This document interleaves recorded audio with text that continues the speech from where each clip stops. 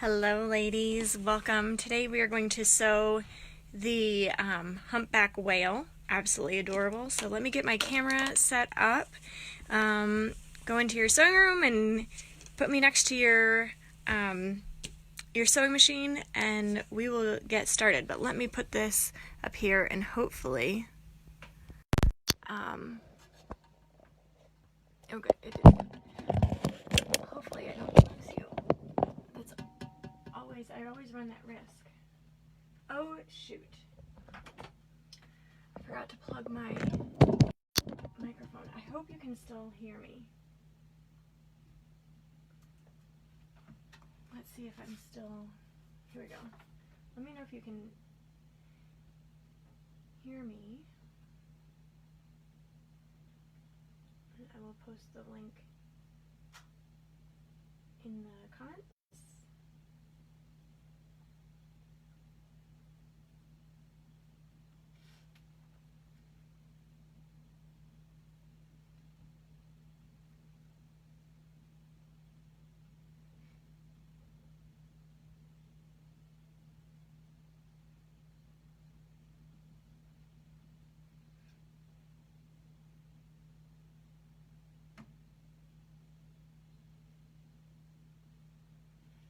Let's see where I am.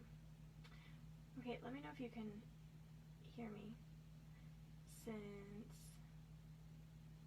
I switched to a microphone and I don't know if I need to restart this.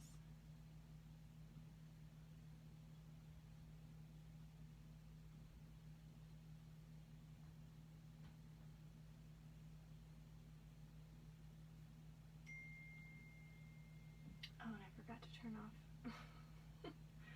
notifications. So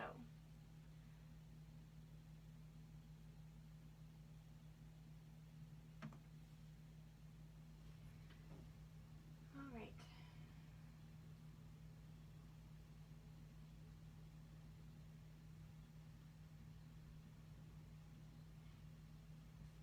Here's the link.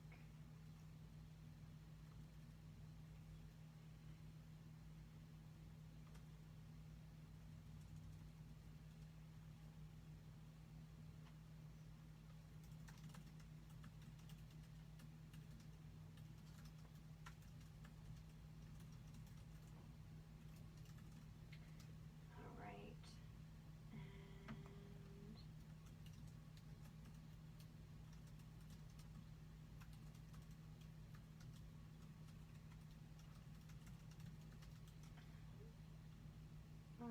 Okay. So, I would love to know where you are joining me and if you have seen any humpback whales in the live, in person. I have not. I would love, love, love to see. Actually, I don't think it was humpback whales. We went whale watching when we were in California, and I don't think that I saw whales. I think we saw, or we didn't see humpback whales. We saw something else, but I can't remember. Okay, so we're going to talk about fabric before we get started sewing. So this is the adorable little block that we have here. And oh good, you can hear me, I hope. Let me know if you can't hear me, because I plugged my microphone in a little bit late, so I can't. Check that out. So here's what we have for the humpback whale. He is so adorable. And one of the things that I found is that if you're a beginner, and especially with this pattern, because we have so many of these lines that will be swirling around, it is so much easier to choose a non-directional fabric than to be working with a directional fabric. This is absolutely adorable. And if you were appliquing this, it would be perfect, but since we are not appliquing, I mean, if you want to applique, then that's really great, but I'm not going to be appliquing this, so this is this fabric is not going to be a really good one to use, because you'd have, you know, unless you're really making sure that you have your waves going in the right direction, you run the risk of having your waves go all over. And then the same is with this one, but the problem with this is that it's very, very busy. So this becomes the focal area, and your adorable whale would become lost in the sea of fabric, if you will. So these two are other ones that I also thought about. And this one here, I know this gets to be really cluttered. My space is really limited here. So let's talk about this one first. So this is one that could be really great. Again, the little whale. Here's our little whale. I mean, that would just be an adorable contrast, wouldn't it? Oh, so, so cute. The problem that we could run into is, again, having everything go in different directions. What this has going for it is that these fish and these rocks are not necessarily all going in the same direction. I mean, more or less they are, but it also works if it's upside down. Pardon me, I'm so sorry. I had a nut tickling my throat.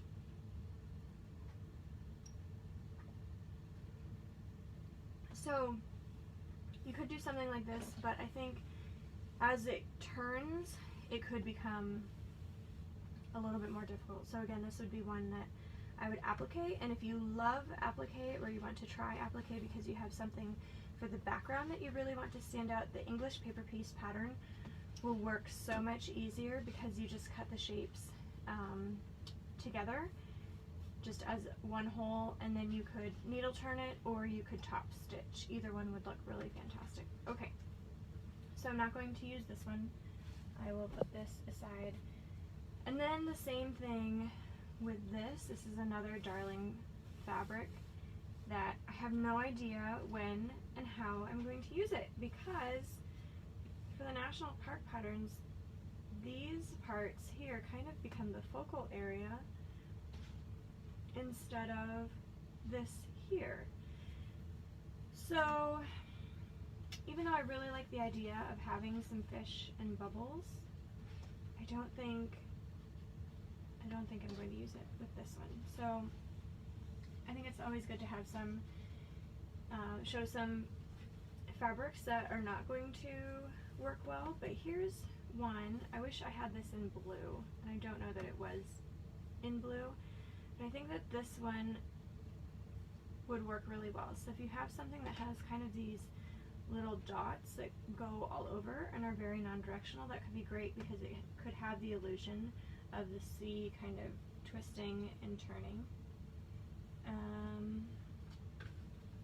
think I'm sort of, oh, here's another one. This is another one that would work really well. I only have this in purple and black, so that's not going to be really good.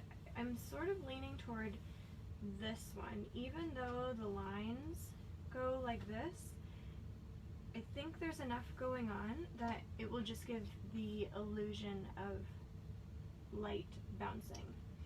I don't necessarily like to sew the same thing twice, so that's one reason why I'm not really gung-ho to use the same fabric. I like to explore how things will look and kind of, you know, play with them a little bit.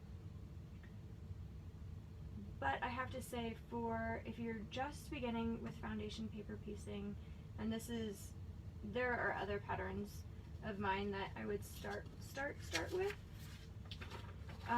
For example, if you have never ever foundation paper pieced, this might be a really good place for you to start. I have had beginners walk through with me as I'm sewing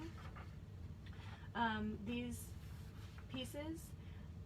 If you're brand new to paper piecing, you can sew with me because these are all beginner friendly, because I have the same exact steps every single time.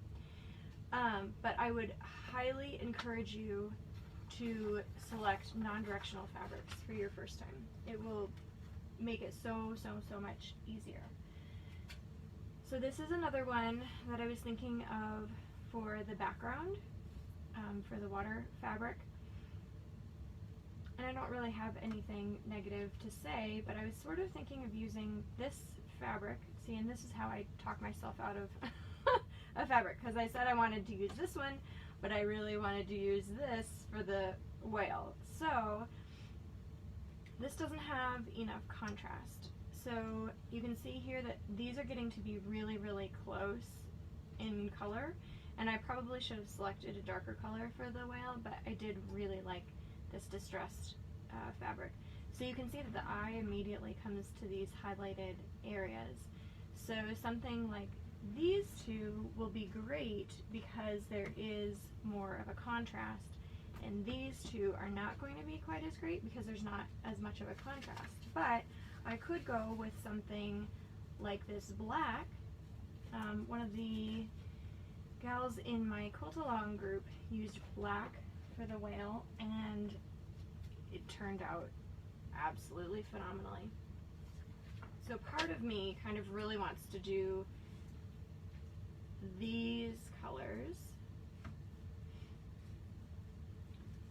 So then here is another option. I love these low volume tone on tone fabrics that they're often called blenders because they just kind of blend. But what makes them perfect for this application is that your eye comes to the shape rather than what is going on inside of the print.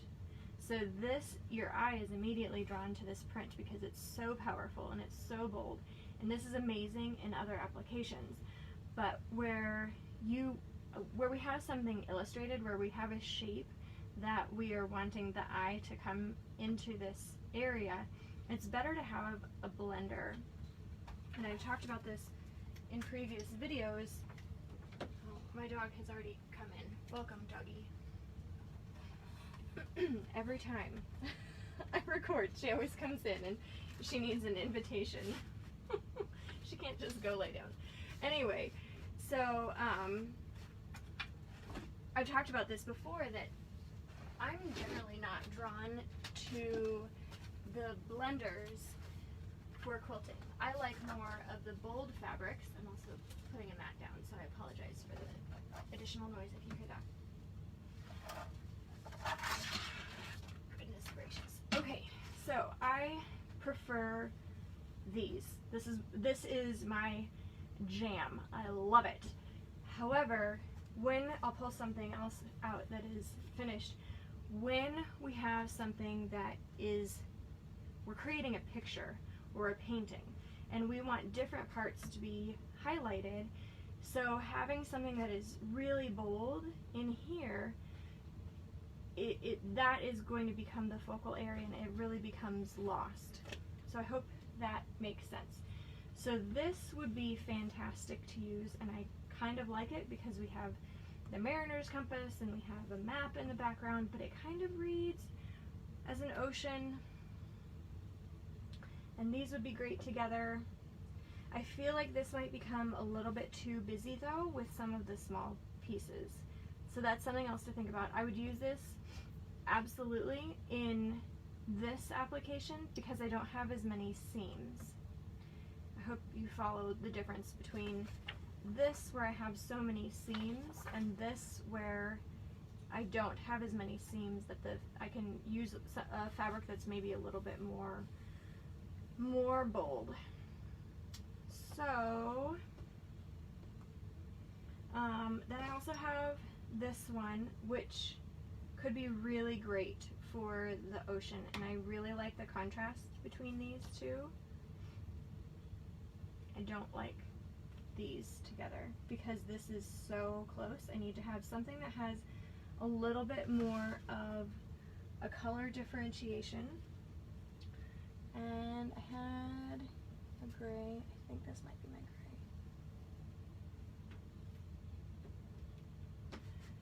gray. Okay, I think this might be good. And I think even though there are lines here, I think we should be okay, because I don't think that there's going to be, where did my other line fabric go? Oh, I have to sneeze.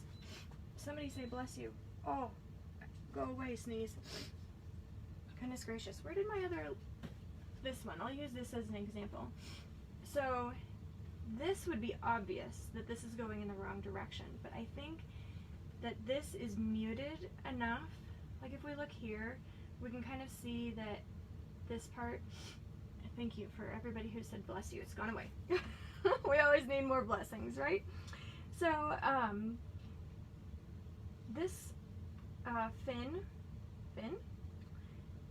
his arm is going in a different direction, but I think it'll all work out. So I think what I'm going to do is I'm going to use these. So whenever I do these videos, I don't have a set idea on where I'm going. I kind of have a general idea on what colors I want to use, but I never know exactly, this is exactly what I'm going to use, because I kind of need to think through it. And when I'm not recording a video, I do the same thing, that I kind of grab a color that, oh, I really like this. I've used this a lot. This is a really fantastic blue. I'll start here, and then I go in a completely different direction. And I kind of let the fabric speak to me, and I'm looking for something that has a similar tightness in the print, not something that is going to be too contrasty, because this has a lot going on with this, and in this application I don't want to have I want the whale to be the focal area, even though this, I've already said this is a great fabric, and it really is. You would have to pick a different, like these two wouldn't work. This would probably need to go with a solid, so that the impact of a solid would have the same weight as the impact of something that is dense.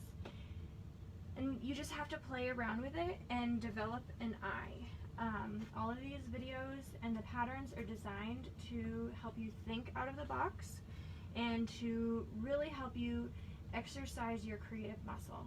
I believe firmly with every ounce in my body that absolutely every person who is watching live right now and who is watching in the future, you are all incredibly creative people, and we just need to get that creativity out. So I don't want you to grow frustrated with the process. Sometimes it is frustrating.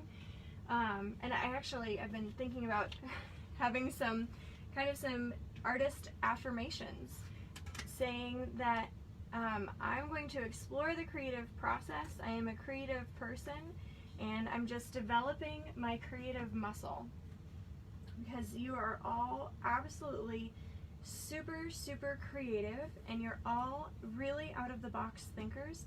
Sometimes we just have to exercise that muscle. You know, it's like when we go hiking, sometimes you need to exercise a little bit more and loosen up. If we've been sitting for too long, maybe our hips or our back are a little bit too tight and they need to be loosened up.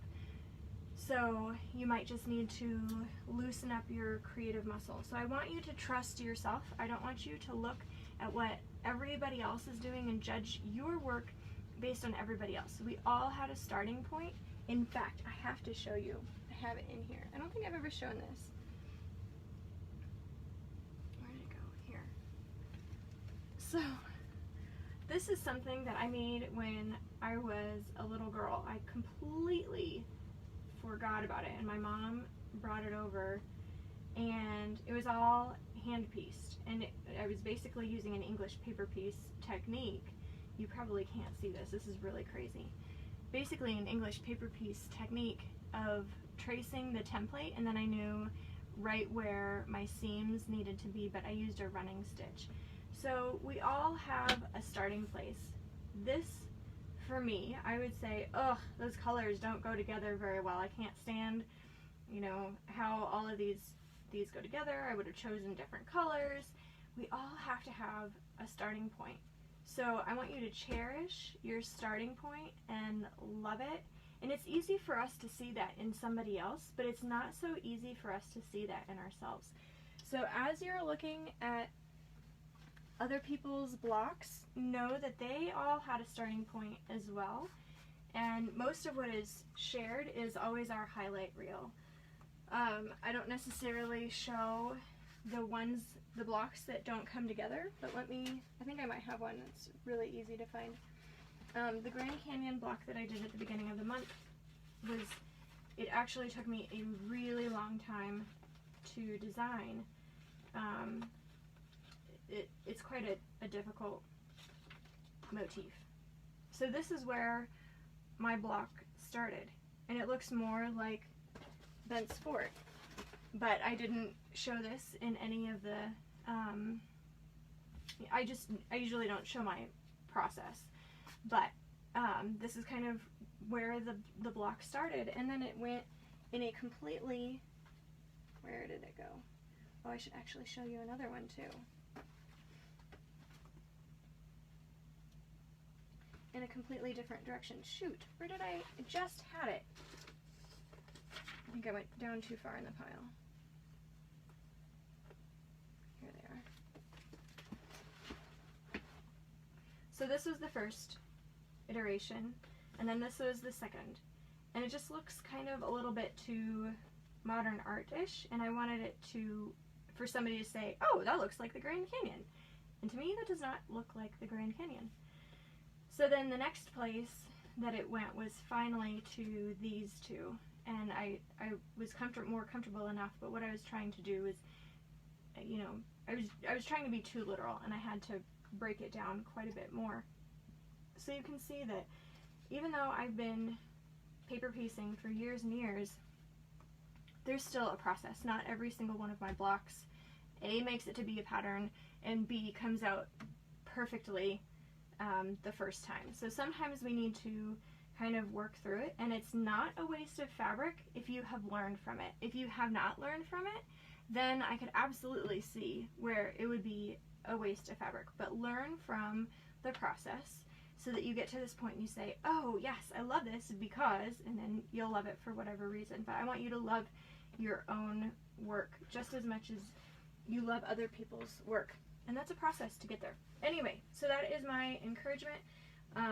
Maybe next month with the May blocks, I will have some artist affirmations. I generally say them, you know, in my posts in the Quilt Along group, but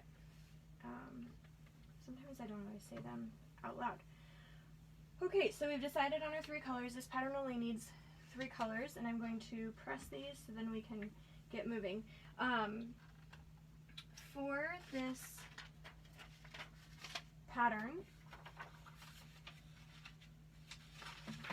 we'll put this here and this here. Whoops. My camera is tilted just a little bit. So this is the front of the pattern, and then we always sew with right sides together, so this is the back of the pattern. So this is where it can be a little bit tricky for some people, is because we're looking at the front here and we're sewing on the back. But I want you to remember that we always sew with our right sides together, so that shouldn't be too terribly confusing. And this is another reason why working with non-directional fabrics, at least to start, will really, really help you gain confidence in foundation paper piecing. Okay, so I don't know where my tape went. I always like to tape this to my desk. So these are my instructions. Yep, no clue where the tape went. Funny. Okay, so hopefully I don't lose those. And all I'm doing is I'm just going to cut around the outside of these while we chat. You can post your questions or comments, and I will look at them in just a quick second. So while you are, or when you are cutting these out and cutting out your fabric, just keep in mind that we sew on the back of the fabric just like you're sewing a dress or a quilt or anything else. We always sew on the back of the fabric, and then we open it up and the pattern is revealed. So it's going to be the same thing. So when I lay out my blocks, when we're all done, or not when we're all done, but when we're all done sewing all of these template pieces getting ready to sew the templates together, what we will do is we'll arrange them like this. So the whale will go this direction and the whale will go this direction, and then it will all come together. Because if I flip this over, if you can see, the lines are going in the same direction. So I hope that makes sense. So what I like to do is lay out the block to get an idea of kind of how big of pieces am I going to need. So I think this is a manageable size for the stripes, for the fins. Are they called fins? My brain fell out this morning, so I feel like maybe they're not fins. Welcome everybody, I'm just checking the comments. Goodness gracious. My cord is all wrapped up here, and I am concerned about accidentally cutting my microphone cord. That would be a funny, sad, funny day.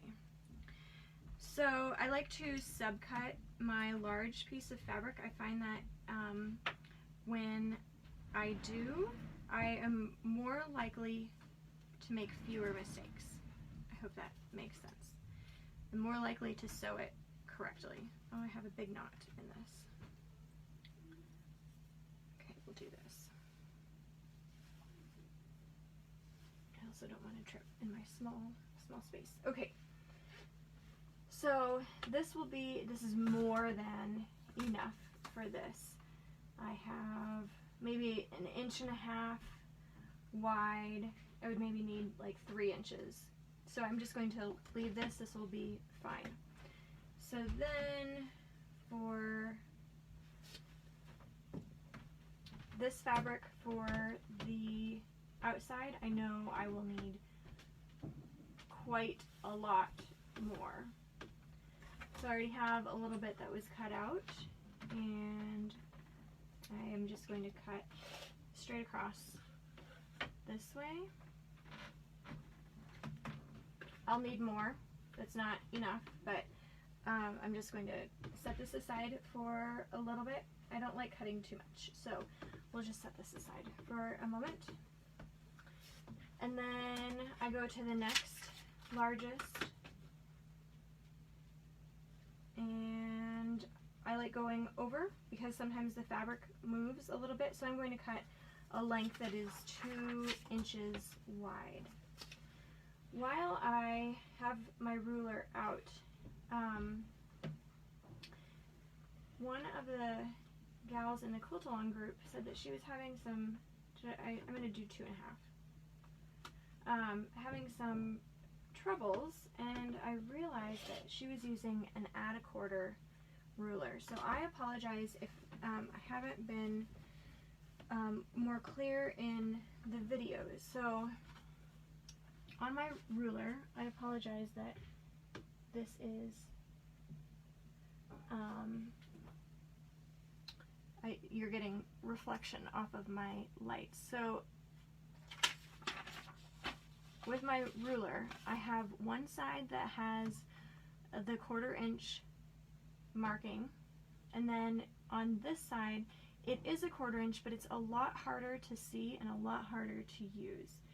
So I use the same side of my ruler. I was looking at one of my other large rulers, and on this one, this is just a Simplicity ruler, both sides of it are marked with a 1/4 inch.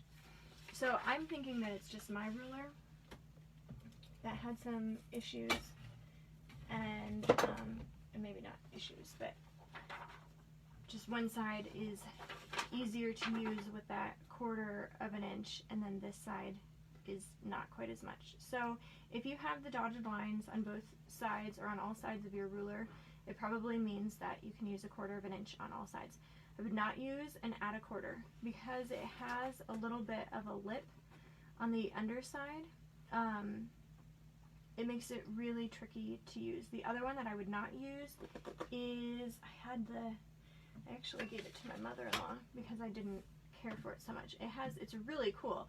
It has dots in it for each, 1/4 inch or 5/8 or whatever. And I would not use that one because it's going to be too tricky. I would find something that has a 1/4 inch marking on it.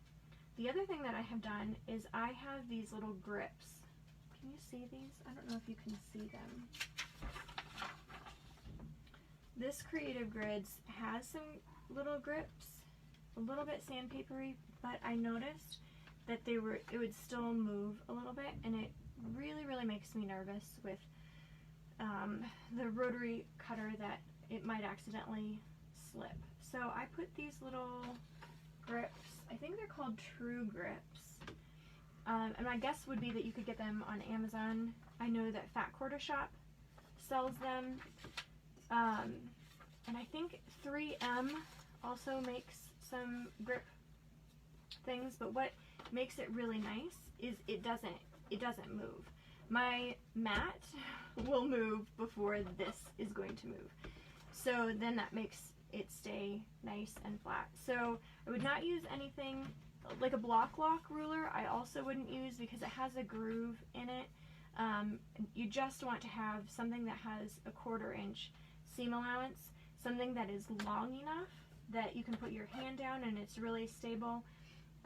In my English paper piecing bag, I have kind of a ruler that's about this big. It's about maybe 1.5 inches or 2 inches wide by 6 inches long, and it's tempting to use because it's nice and small, but I find that I'm doing this and my hand doesn't have enough stability. So this is why this is a Creative Grids, probably 4.5 by 8.5. It's just a little bit too small for the blocks to trim them up. That's why I have the tape underneath. But this is a really great one because it fits my hand well, and I can put my fingers down and I feel like they're out of the way, and I can cut a long piece and it keeps it nice. Something that is larger is a little bit more difficult. This large one becomes a little bit unwieldy just because it's so large, and because I have other stuff on my table. My kids use this as our homeschool table as well, so we often have school books and things on the table. So it's a little bit more tricky to use the long ruler. It's nice to have something smaller. Okay, so there we have rulers that we've talked about. So let's get sewing. So if this is your first paper piecing quilt block that you have ever sewn,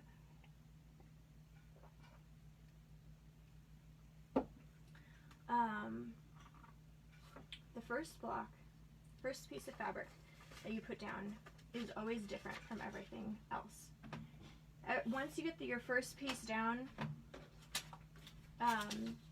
it's always different. So for your first piece of fabric and all of your 1 spaces, so A1, B1, C1, etc., whatever you're putting down first will always have, if you turn your template over, the right side will be up, and the wrong side of your template and the wrong side of your fabric will be touching. So let's go ahead, and I'm just going to sew one of these. I'm going to do this one first. I'll put these here.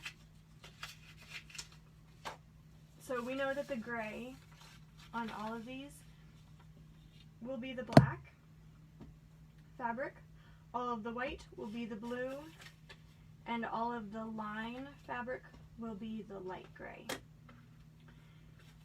Okay, so I have black for G1. And I always overcut just in case. I don't overcut by a lot, by 1/4 or 1/8 of an inch at least. Okay, and then my glue.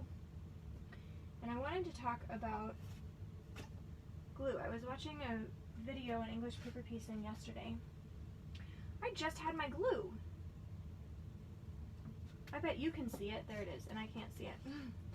And it was actually a video by Tula Pink, and she mentioned that she does not use the Scholastic, any sort of a craft glue, and everybody should know that I love paper and glue.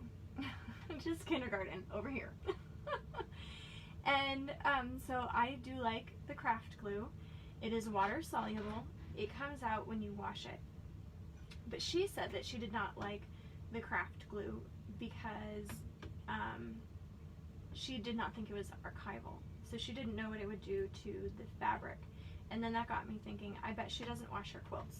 And there are a lot of people who don't wash their quilts. So if you do not wash your quilts, perhaps use something different. But I do wash my quilts because I use starch and I use spray-based, and I don't want to snuggle up with any of that. So before I use the quilt or I gift the quilt, I always wash it, plus I like when it's all nice and crinkly. So anyway, I just wanted to address that. Use the Scholastic school glue, really, if you wash your quilts. But anyway, I think it's neither here nor there. So as I was chatting, what I did was I put a little bit of glue in the first section on the back. If it goes over, that's totally fine. When I remove my papers, I remove about 90% of the paper, and then I figure the rest of it is going to come out in the wash anyway.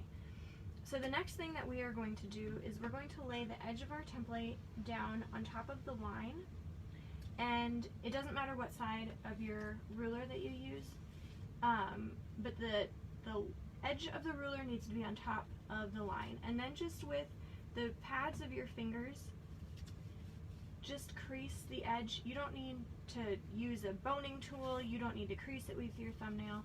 All we need to do is we just need to move this out of the way so that we can trim our 1/4 of an inch seam. And I just have it in my mind with this side of the ruler. If you have a ruler like this that has the lines on it, you'll know that these lines are a little bit thicker, and then the dashes are a little bit thinner. So whenever I see the thicker line, it just tells my brain you need to turn it around. So when I see the thin dashed line, that's the one that I know is what I need to use. So I just, with the 1/4 of an inch dashes, let me see if I can lift this up so that it makes it a little bit easier for you.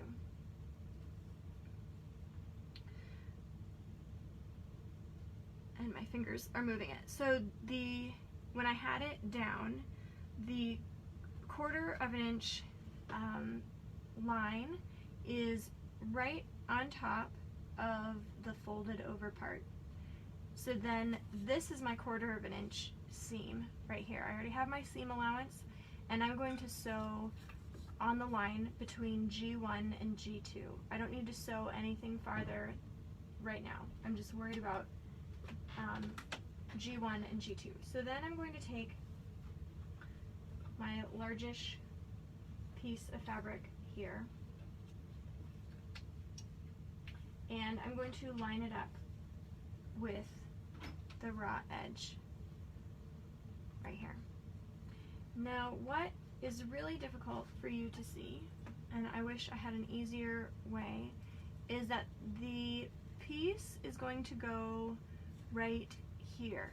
So I need to make sure that the fabric that I'm going to be sewing on is going to be, there is going to be enough fabric in this section. And I don't want to move the bottom piece of fabric up so much that I won't have a seam allowance right here. So I need to make sure that I have enough fabric here, and then when I fold the template over, it comes over this part. So I have my right side down, and I'm going to put my right sides together. If you have this situation going on, where you have your right side down, and then you have the wrong side touching, that should be a clue to you that it's not going to sew correctly. Because what happens I mean, this looks correct, but then when you fold it over, you have the wrong side attached. So it's only the first piece that is the right side is shown. Then the next piece is you put right sides together. So you can just flip it over in any direction, make sure that your right sides are touching. So I have enough fabric for this section right here. So I'm going to go ahead and sew these. If you have any questions, let me know. Let me know in the comments. Sometimes this gets to be a little bit tricky, but I do encourage you to keep with it. This is a technique that becomes so easy. It's almost easier than regular piecing because you have your seam allowance already right there. Sorry, I have to move the dog's bed and all of her stuff so that my chair can come here. Okay, so then on my sewing machine, I have my needle in the middle of my presser foot, and you might need to adjust your needle so that it is in the middle of your presser foot. I don't go by what my machine says is in the middle. I want it to be right in the center of where my presser foot is. Hopefully this will catch up. There's a delay. Okay, there we go. So it's having a hard time focusing. So what I have here is a little groove. And with my machine, it says that right along this part of the foot, along the right side, is the middle. And then my stitches are off a little bit. So I have moved it over to where it is in the middle of that little groove. I know that's a little bit difficult to see. I added a light and it's still having a hard time. Okay, so then I have decreased my stitch length to 1.6 millimeters.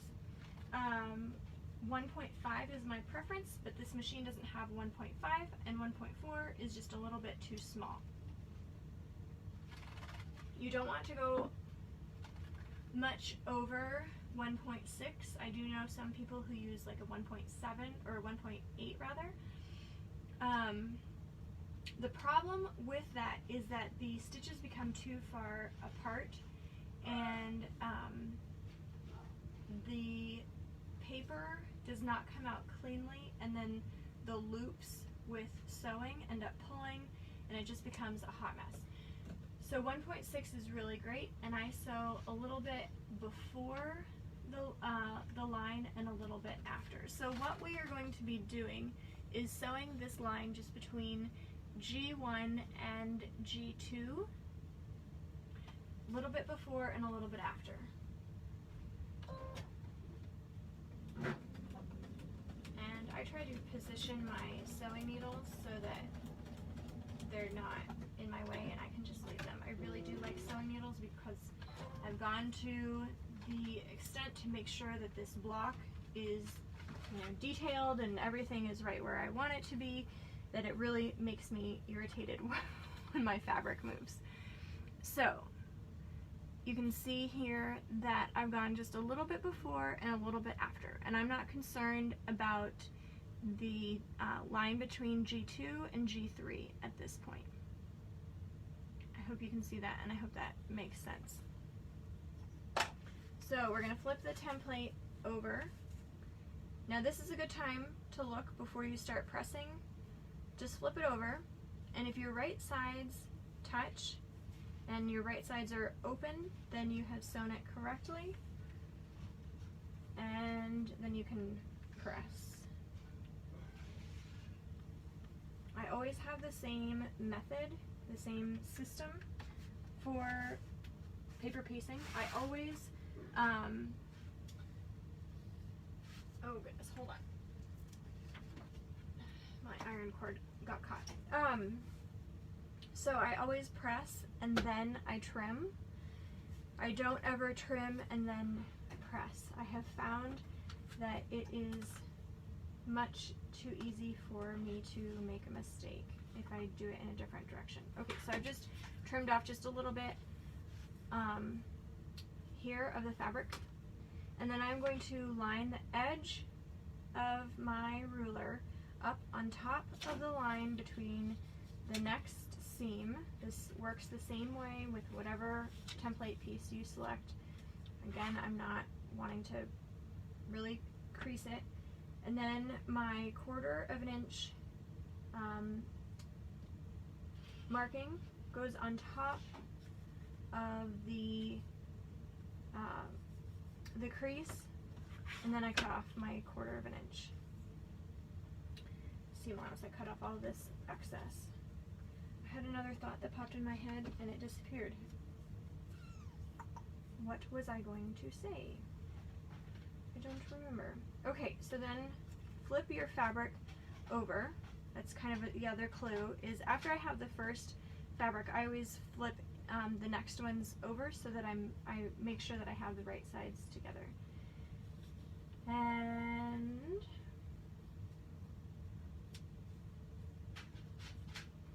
I'm just going to line this up, and I look at where is this section G3. I remember what I was going to say. The other thing that new paper piecers might do is they might leave the template open, and I did that for a long time.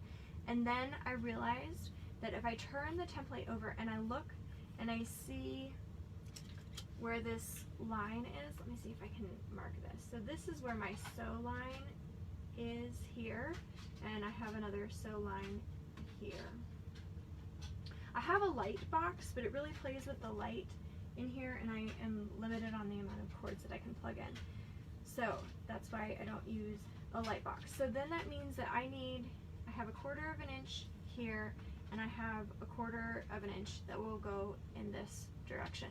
So that means with this fabric that I have laid down, it's right side up because I already have my first piece.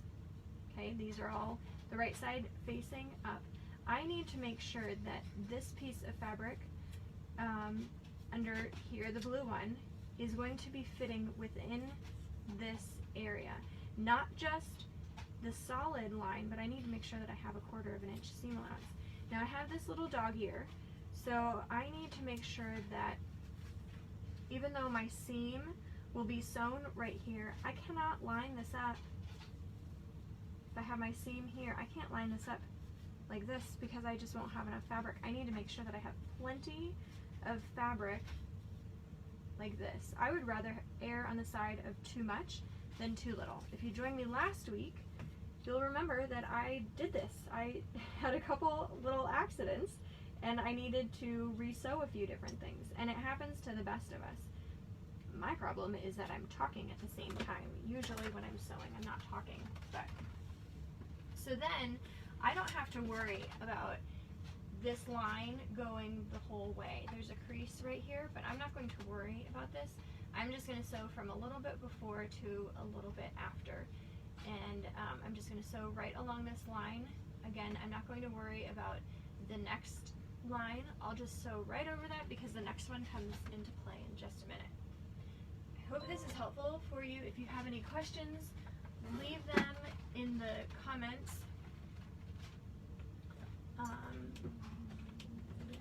And again, we're just going to sew right along that solid line. Think of it like riding with training wheels. The lines tell you where to be. You don't even need to move your presser foot. You don't need to move anything so that you have a 1/4 of an inch seam allowance. You just put the your needle in the middle of the presser foot because that is your 1/4 of an inch. We already have the 1/4 of an inch down below. I remember the other thing that I was going to say too. I don't score all of my lines because I've been doing all of this business. This is becoming really flimsy, and if you have to pull out seams, which happens to the best of us, doesn't matter how long you have been sewing, we are all human and we all make mistakes. If you have scored all of your lines from the very beginning, then the piece might not, your paper template might not last for the rest of the pattern. So that's why I only score 1 or 2 ahead. So the same thing, we're just going to, we pressed, then we score that line, fold over and trim, then we'll line up the next piece.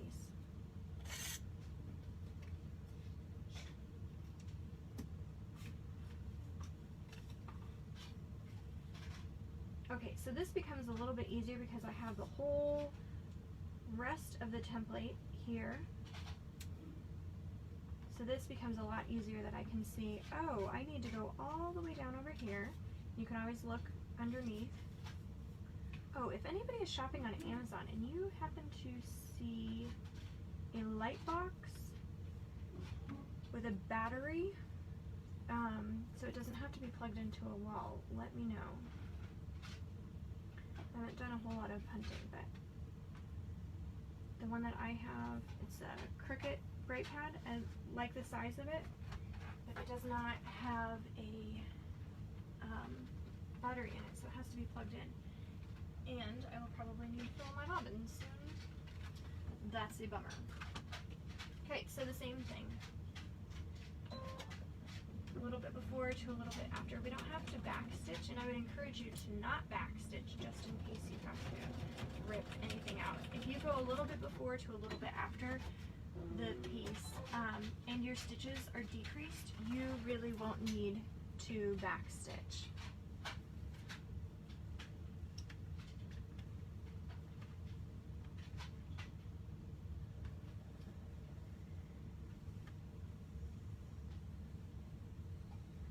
Alright, now I'm going to bring out my trusty glue stick because for these large pieces,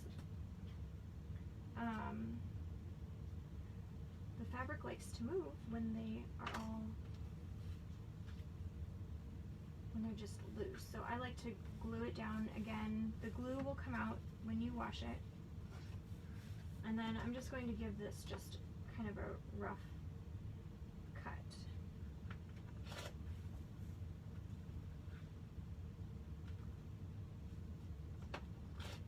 Because that fabric could still shift, I want to just make sure that I'm getting rid of this excess stuff over here. Alright, so now we're going on to G5.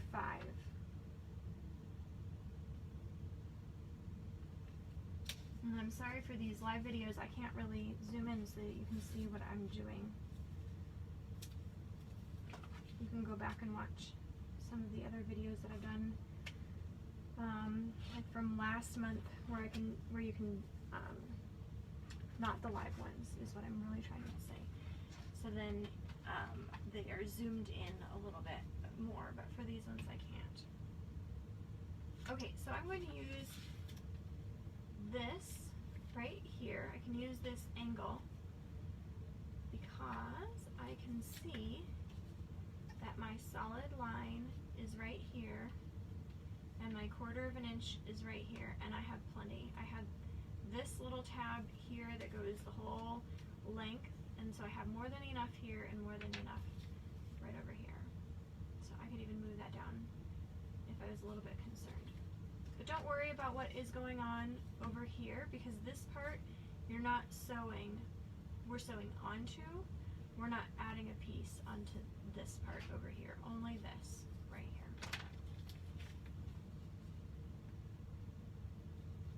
This was also a huge game changer for me when I realized, oh, that's where I need to have the extra fabric. It needs to be in this little section and not in this big section. I need whatever is going to be sewn on.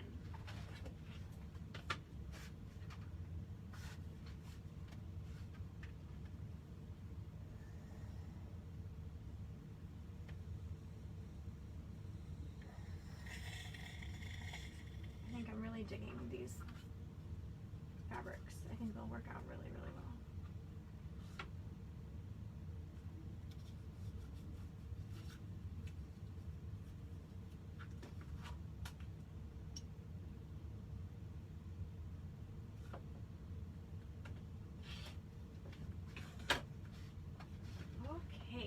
remember, turn your fabric right side up. The one that you are going to be adding on, you need to turn that one right side up. And because this has the dotted edge here, I need to make sure that the fabric that is going to be added on underneath will fit in that section. And this one will.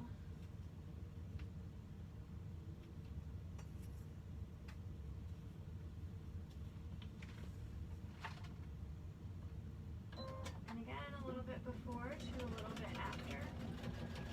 I don't worry about any of the other seams. I'm only looking at just this one seam.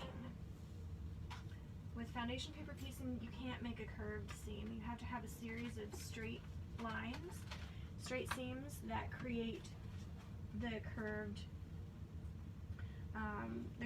look. So if you have something like this, don't sew around the whole piece because you'll never be able to turn it right side out.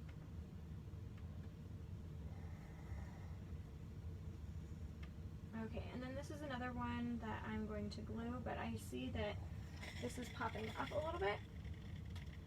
So I'm going to look for my log clapper.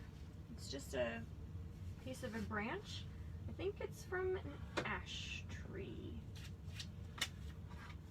I think. Okay, so the next one, I'm going to go on to F1 and I'm going to prep the rest of these blocks actually before I go on. Let me glue this one so you can see what it looks like.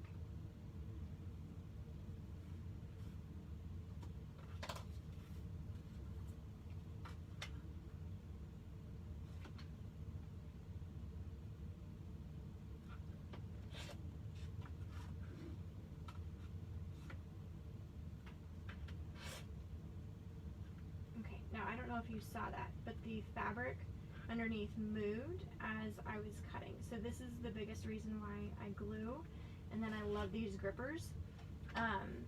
So this was really, really common for me before I started gluing my fabric down. Just the last edges. I don't do all of them. I just do this one that is going to be floppy, and then this other last one that is going to be floppy. And then I have the grips in, I think I have 4 on this one side, and definitely I have 2 in the middle because that's where I tend to do most of my cutting.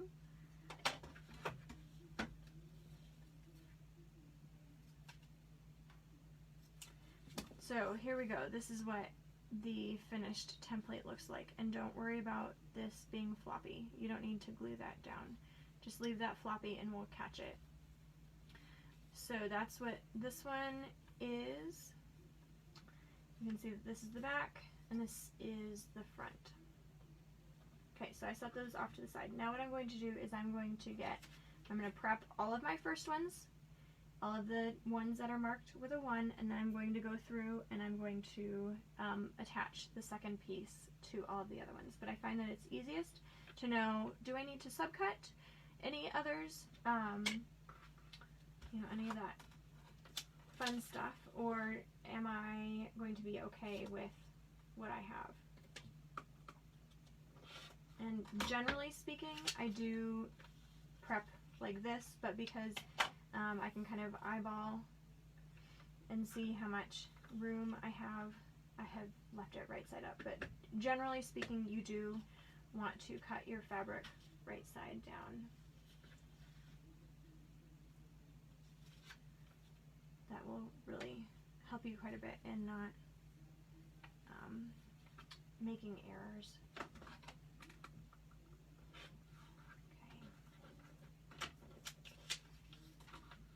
Oh, actually, this might not be the fin. I think this part is the tail. The cute little tail.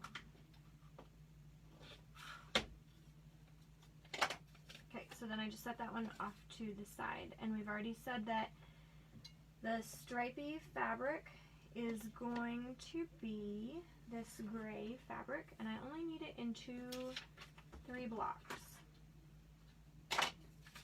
So I like to just give an eyeball. I'm going to cut it at 1 1/4 inch strip. That'll give me some extra.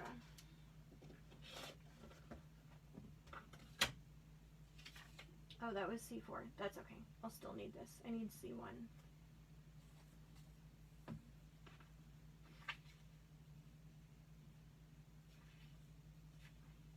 And then I just turn the block around, the template around, to see where's the best place for me to put this so that I'm not going to be wasting much fabric. Excuse me. And then for this one, I just want to get rid of all this extra bulk so that I'm not subcutting 10 strips. That's not necessary. So all I did was I just picked a line where I know it's going to be beyond this, and I just kind of folded it over and got rid of that extra bit so that I can use this part. Now, you don't want to throw away all of these little pieces because you will need them. I know that the details can sometimes be annoying, but that's where the whole pattern really shines, because we've created something something really amazing out of something that has a few more details.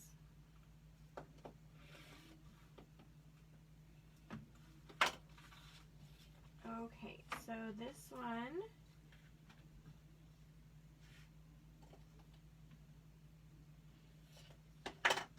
we'll just do this. This is backwards, but it'll still be just fine. Because there are only 2 pieces in here, you can interchange the 1 and the 2. Sometimes you can do this. Actually, for the 1 and the 2, you can always interchange them. For any of the other ones, you cannot start with like 2 and 3. You can only switch 1 and 2.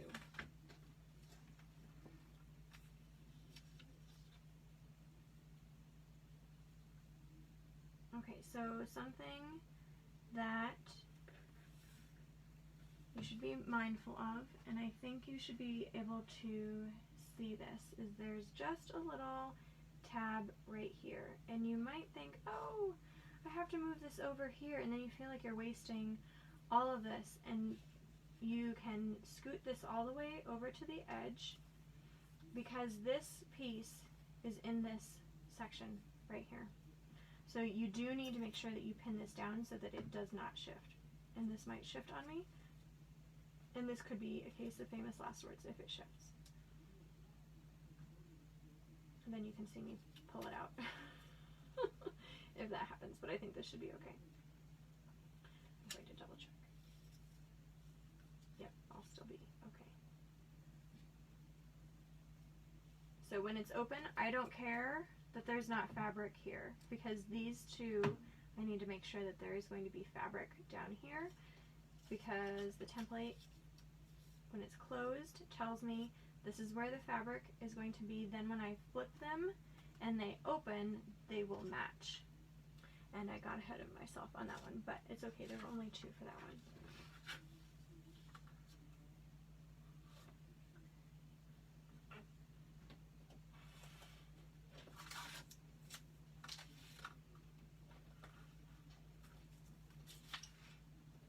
So if you're just joining, I'd love to know where you have gone whale watching, if you've gone whale watching. I said at the beginning that my husband and I went whale watching in California a few years ago, and I don't remember what we saw. Against my better judgment, I took Dramamine.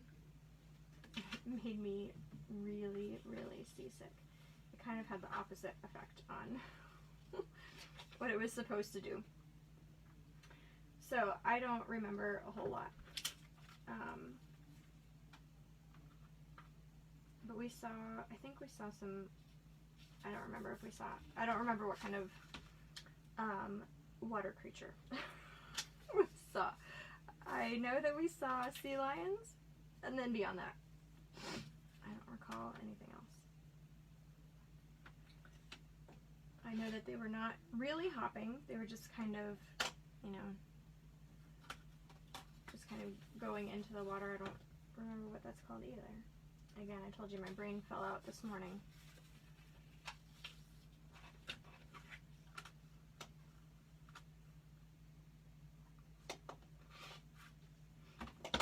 Okay, so we have one.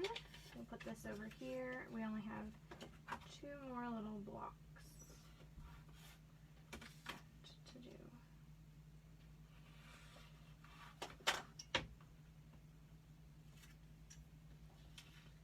Alright, A1 is this. Just going to put some glue in A1.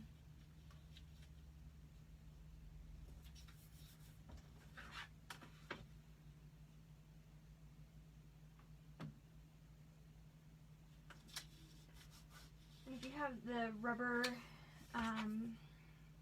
grips on the bottom, sometimes it is a little bit tricky to move the template ruler to where you need it to be. So just get as close to 1/4 of an inch as you can. Let's see, for E,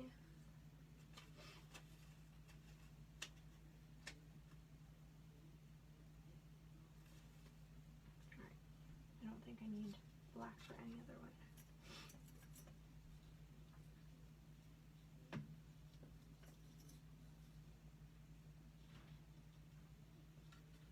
I'd also love to know what your favorite water creature is. It could be anything in the water, just not a water moccasin. If you like water snakes, I'm not going to make a water snake pattern. No, no, no. That's where I draw the line.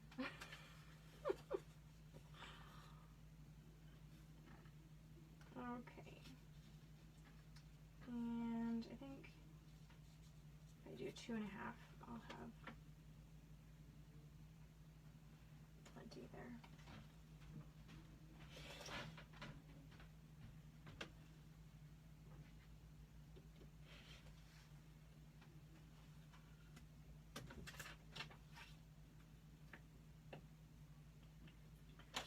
You don't need a whole lot of glue.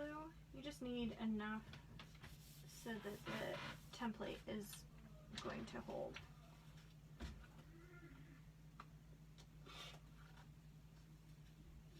And we'll do E2 first.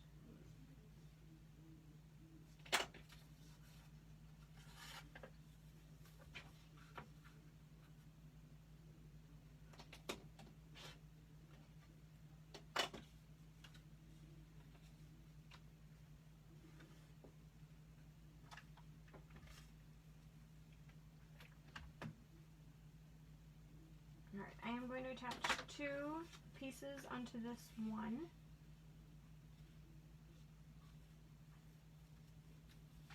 And they're on opposite sides, so they won't be butting into each other.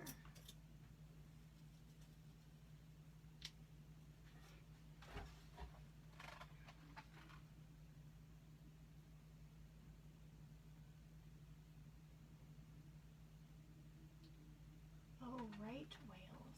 I don't know what the right whales are. That sounds really fascinating. I need to look those up. Orcas, gray whales. I think what we saw was maybe a gray whale in California. Sea lions and seals. How fun. Alright, so, I'm sitting down to sew and I haven't even prepped for those other ones. My goodness, I'm just so excited to sew. That's okay.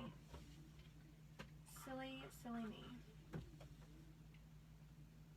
So I'm just following the same method.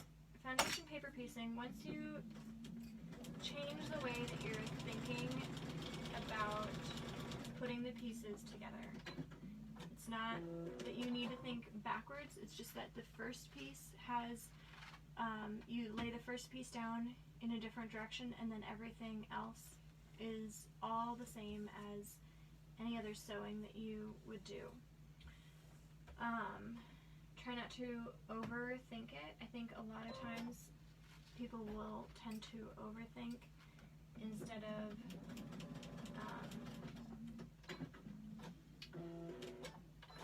just putting the piece in, you know, folding the template over and putting it just underneath of where that folded over bit is. All right, what do we have here? See, we have more blue. I need to subcut some blue. Lots of blue. And I already said that I would need more.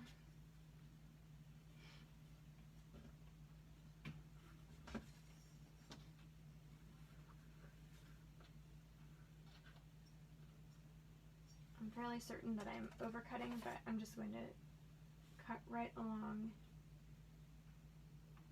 this line here.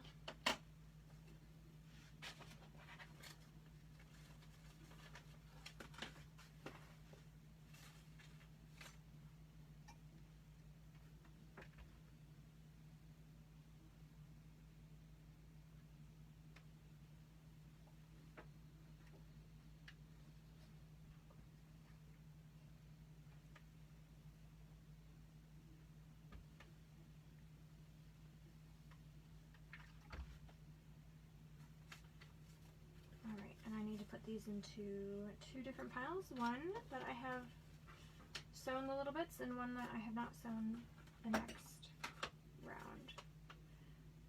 Okay, so I have C1 to C2, and that's just a tiny little guy.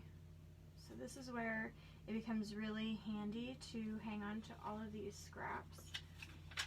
In fact, I have a scrap little box with my scraps, and I keep pieces that most people would not. I won't keep something that is this small, but I'll keep something that is smaller than 2 inches because sometimes I just, especially if I know that I keep using the same colors, I just will hold on to the small bits and I just put them in this box.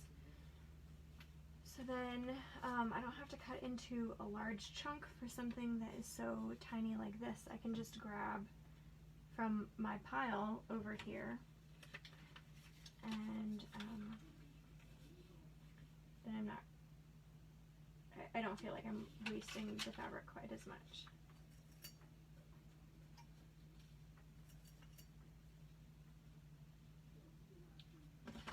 Okay, there's that one.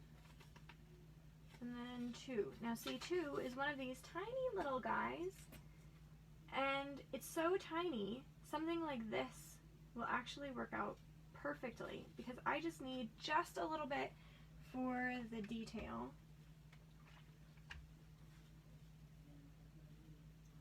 Fold it over and see how big of a section you need.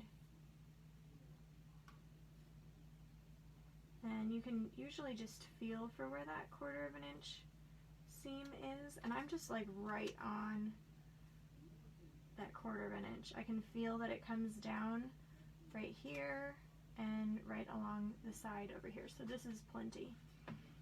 And let's see. Do I only have these 2? No, that one has already been pinned. I do need to pin this one. I find that when I don't pin the little piece of fabric, sometimes the larger piece of fabric will flip over like this, and then I have to take out just that little bit. I have to take out. And this one I'm going to sew a little bit longer because it's such a short seam. I really want to make sure that that is not going to come out. So I went a little bit farther on either side than I normally would. That goes over there.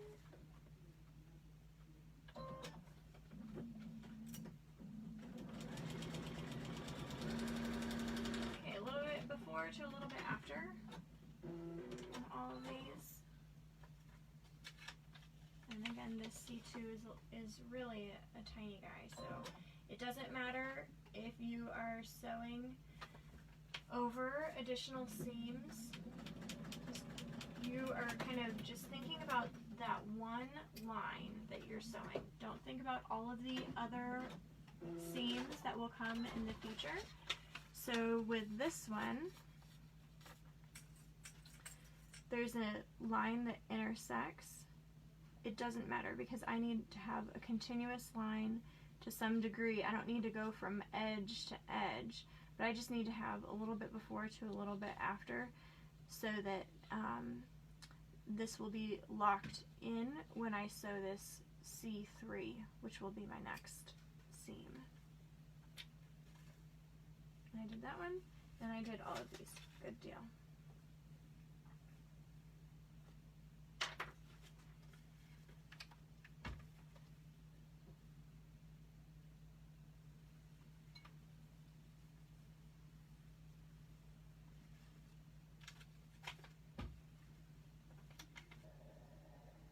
And I do like to press between each seam.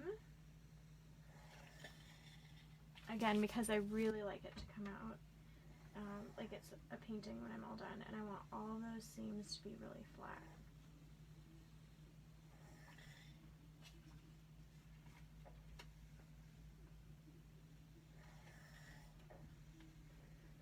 One of the great things that I love about foundation paper piecing is that you really don't have to use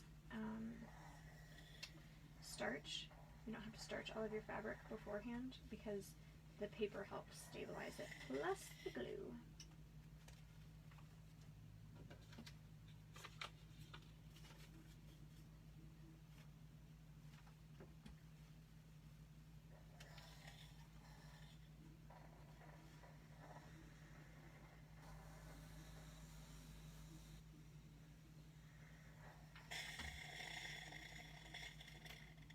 Okay, I'm gonna let this one cool down for a little bit. That one is very hot. Okay. So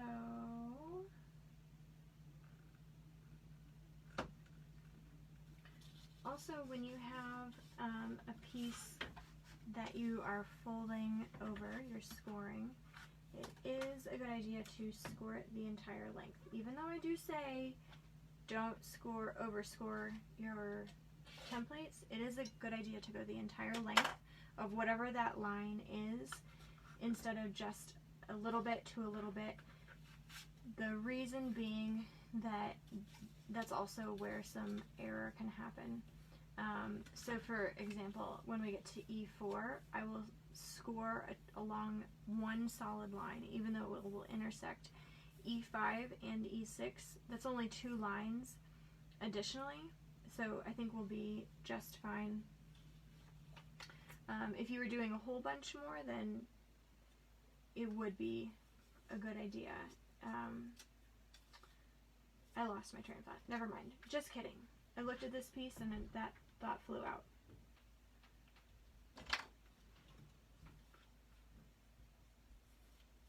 Just kidding.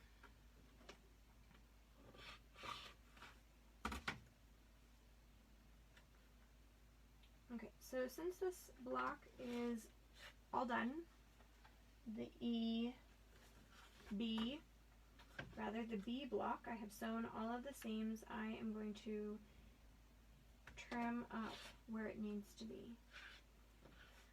One thing that I say in all of my videos is I always line up the solid line underneath of the 1/4 inch dotted line. I don't look over to the side to try to line up the side of the ruler with the dotted line, because there's so much more room for error there that I know that if I always use the solid line as where I need to, as my baseline for where I need to mark all of my 1/4 inch or cut all of my 1/4 inch seams, then I won't have a problem. I have problems if I'm trying to move my head and trying to see where that 1/4 inch is, where the edge of the template is, it just makes it so much easier if you just do the same process over and over. We want to conserve the brain as much as possible.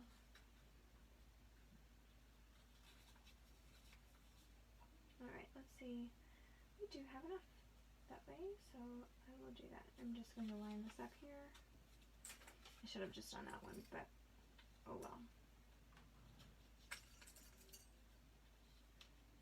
Remember that the gray on the pattern is what we are using for black. And then the stripe is what we are using for, I think I'm okay if I do this. The stripe is what we're using for the gray. And then the blue is the white area.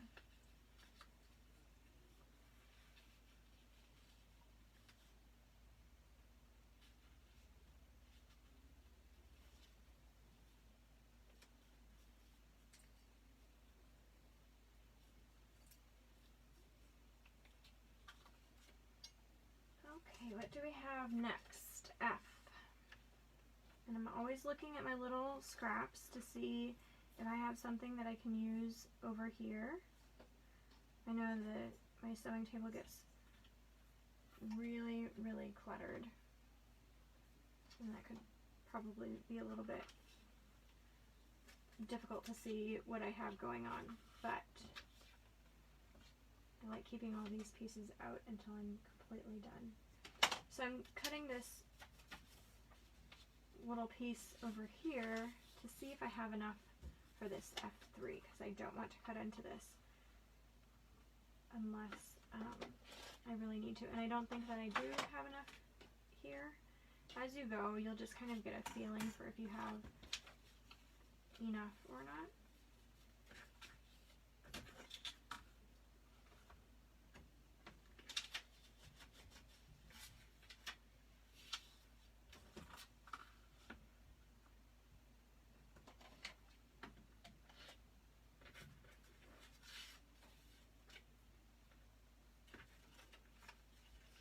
No, I don't. So you might think, oh, I have plenty. I mean, we could make that. We could surely make that work. The problem is because we're looking at this fabric right side up, not upside down. And once we flip it over, let's do it. Nope, do it this way. Once we flip it over, come on, you can see that the fabric does not go over far enough, and really no matter which way, I can kind of finesse it in right here and there would be enough, but I don't have enough of a seam allowance here. It's really cutting it too close, so I'll use this in another place. Oops.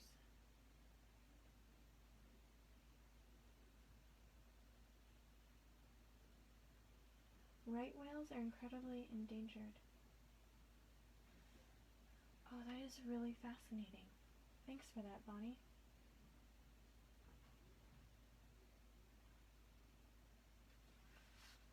I will still need to search the internet for that.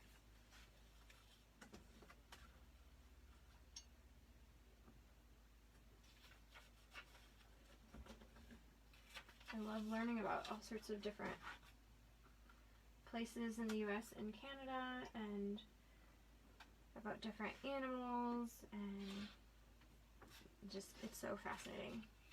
This has been such a fun pattern for me to design and a fun project because of everything that I have learned has been just absolutely incredible. So I'm still looking for the same piece for F3, and I will just need to cut into this guy over here.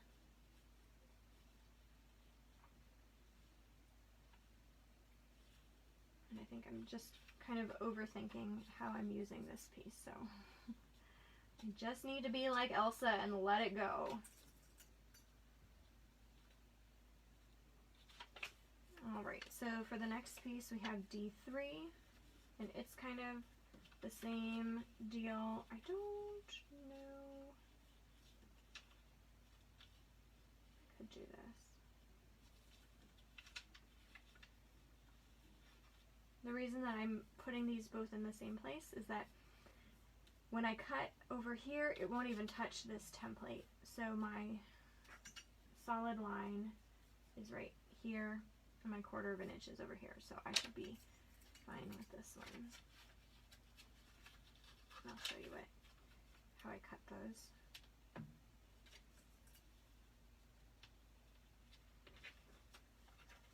Okay, and then I think I'm going to come over here, and I have C 1, 2, 3.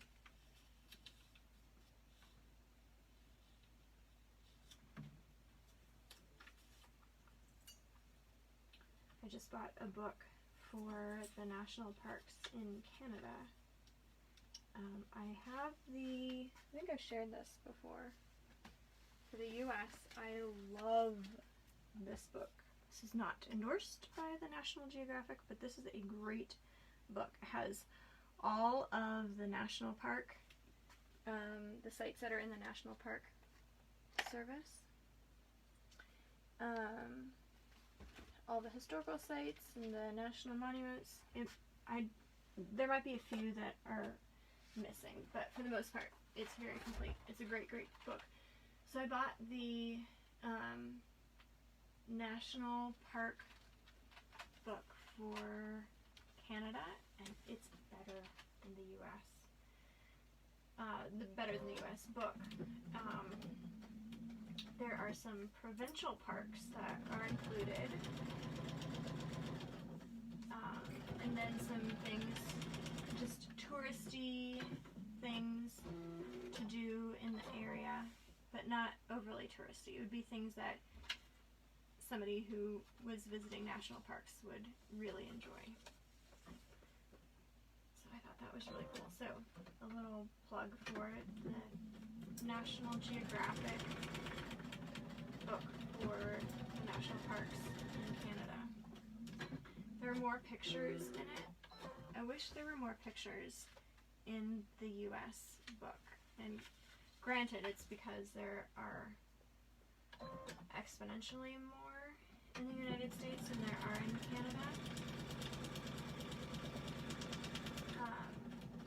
I just felt like having more resources in the Canadian book was such an asset that was missing from the US book. So if you know something that's a little bit, has other things for the US sites, especially the historical sites, that was really fascinating to me, that the Canadian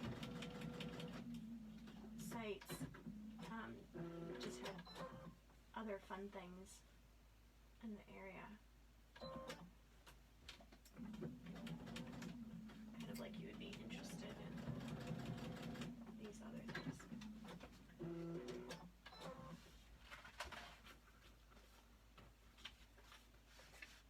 Okay, did we get all of these? I think so. Okay, so here's one. Can you see that it slid underneath of the throat and it kind of got caught and a little bit looped? So I'm just, before I press this, because I don't want to do it after, I need to go back and I'm just going to pick out just these 3 little stitches and then I'll just re-sew just a little bit more, but I want to press these first.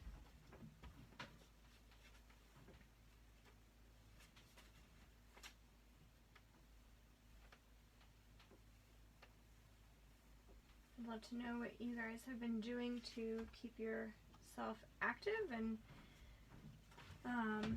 moving in our social distancing time. We've been trying to do as many hikes as we can here in Colorado,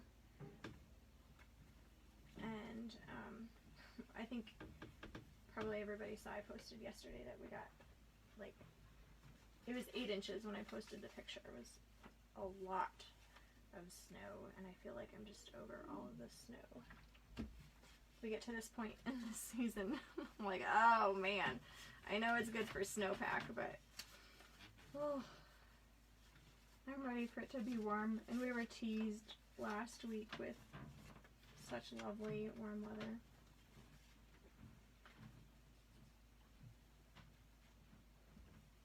I had my husband get a new hammock for me because my other one, I bought it in Guatemala a long time ago, and it was next to our trailer, and we have a vintage Airstream in the, I'm going to cut this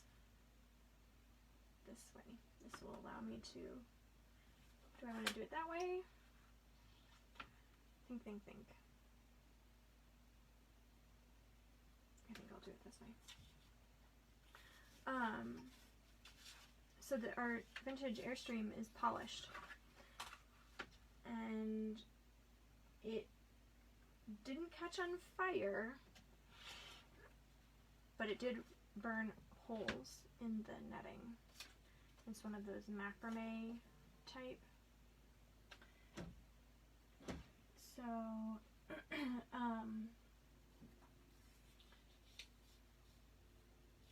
I needed a new hammock because I had holes that were kind of burned through, which was really sad. So I had been enjoying the hammock. We had really nice weather. It was wonderful spring weather in the mid-60s to 70s. So lovely. And now I think we'll have a high of like 45. So I'm looking for, I had one.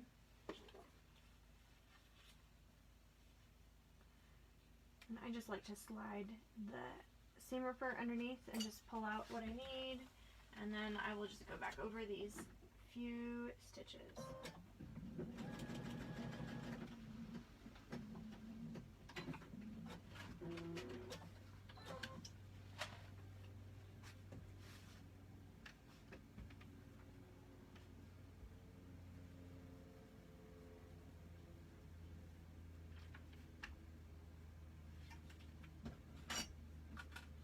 And that one will need just a little bit of glue to keep that fabric in place.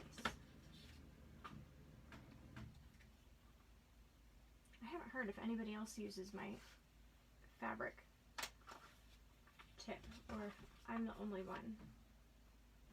I would be just fine being the only one.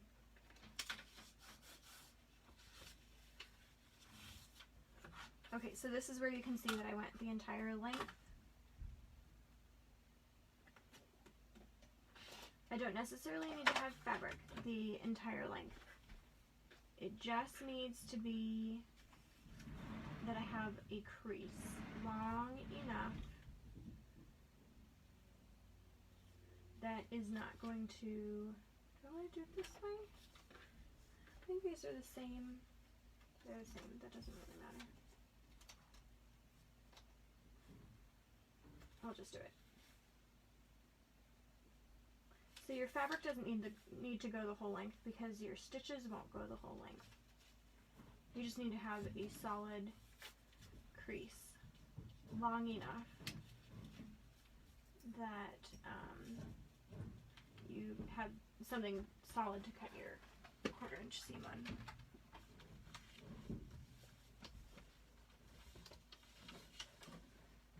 And I think I still have more.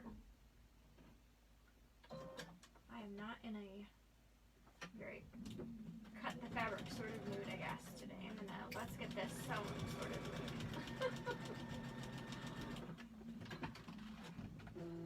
Should not get ahead of myself. But I'm sure you probably do the same thing, where you just get so excited about it. It's all coming together. I can't wait to see how this all turns out.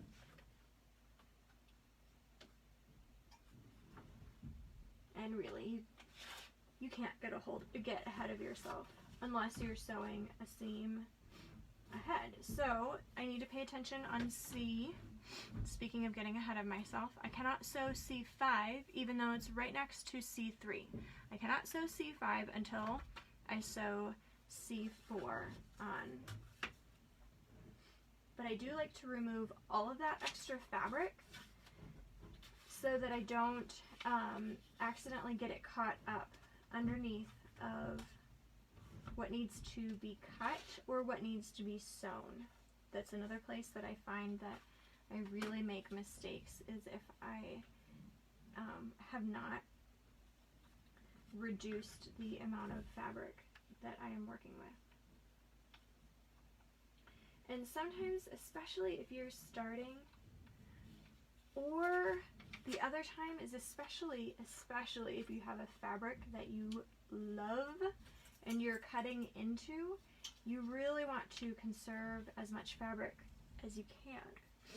But the problem is that if you wait to cut until you've gotten farther on in the piece, you actually run a larger risk of making a bigger mistake than if you just cut and sew as you go.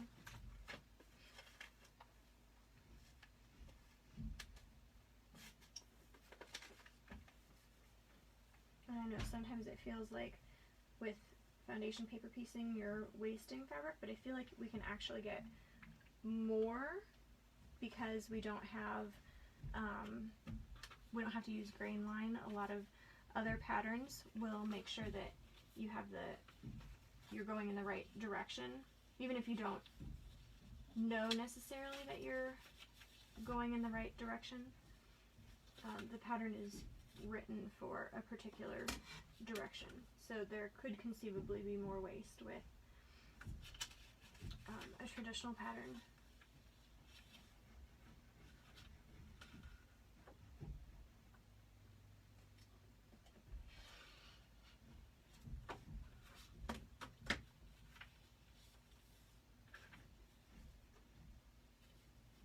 Okay, so if you have a floppy piece like this, let me turn this back on. Don't worry too much about it because we're going to take off that floppy bit in a little bit. So let's talk about this and why this does not work. You might look at it and say, but I have plenty of fabric right in this area, but you don't have enough fabric here. And only what is on top is the only part that you were concerned about. So sadly, for right now, we have to move this down. This would be a waste to move it all the way down, so make sure that your fabric, this floppy piece right here, let's move it into the middle. And I know that this seems like you're going to be wasting a lot more, but this will be cut off right here, so we're actually wasting a lot less than if we would have done it the other way. So we have the fabric that we need right here is under this piece right here. It doesn't matter what is under this piece here, only what is on top. Okay, so then all you do is you move it back over. Don't move your template or anything else, just like that. And I did that one, and I need to cut this one.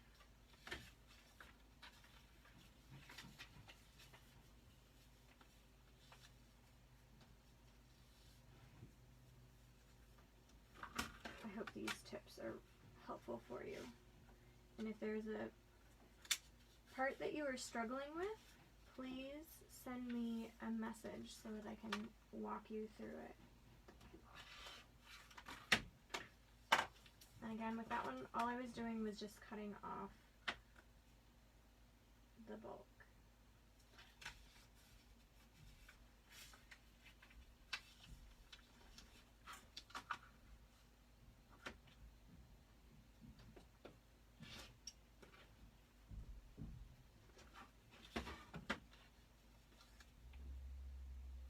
Another one that I don't have enough, but I have some more little pieces that I'll be able to use that. Or it can just go in my scrap pile and I will use it again. If you buy like a fat quarter, I try not to buy more than, alright, come on, more than a fat quarter at a time for 2 reasons. First, I get bored of the fabric fairly quickly. And I don't really like the look of, for this pattern, I don't want it all to look the same. I really want it to look more like a painting, and I want, you know, lots of different things going on. So a fat quarter for a small block is plenty. So then, you know, you could just have just a little bin or a little bag for just those pieces. Okay, C4 is all ready to hop ahead to C5. And the pins help you to go to chain piece, so you have a whole bunch that you're piecing through. And then it stays put right where you want it to be. And then you don't have to fiddle twice.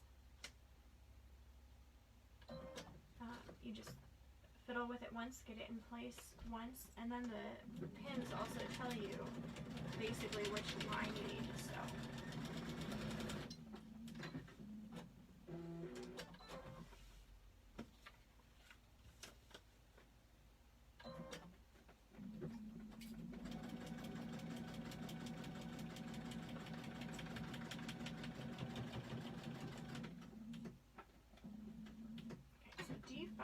It's just a tiny little guy, so again, that one I want to go a little bit more beyond where I would normally stitch.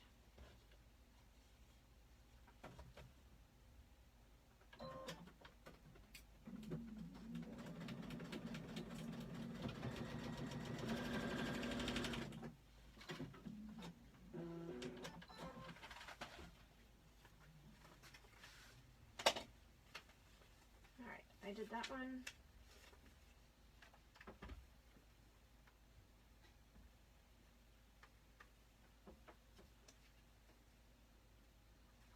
I think I'm running out of tips. So if you have some tips that you have found helpful, or if there's a tip that I have forgotten to say, let me know.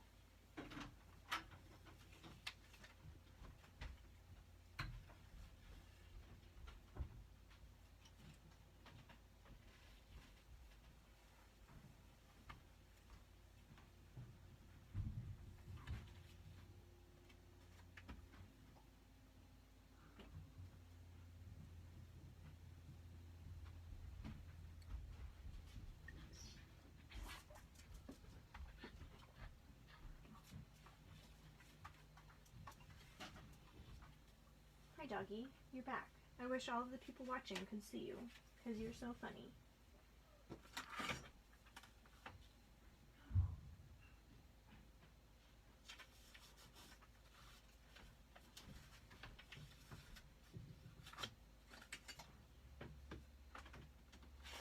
Okay, let's put that in another pile.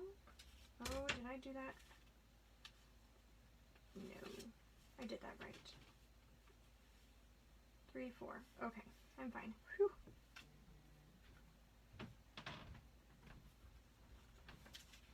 Sometimes when you get to this point, you might think, oh my goodness, I did this wrong, but I have another piece that needs to come up over here. So we'll cut this off.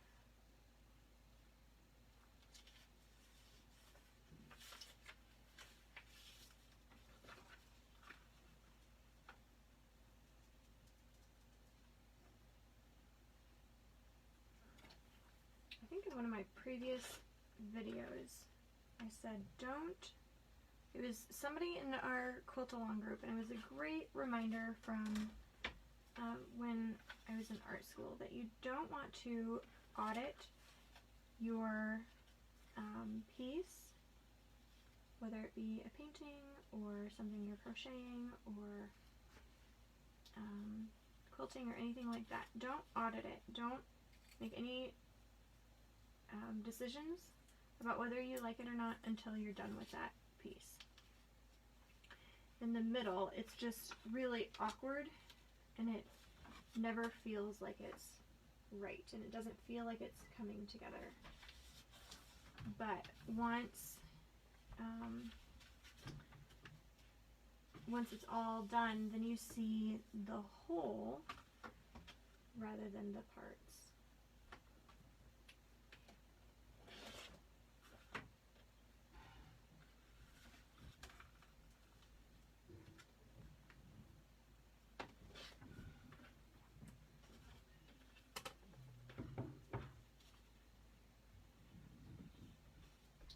I didn't cut that one right. That is alright. This gets to be kind of tricky with some of these pieces. And if you want to omit some of them, that is just fine.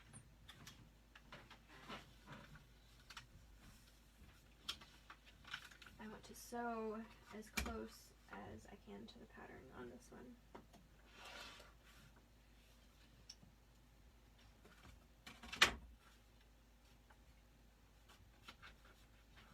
I didn't trim that one.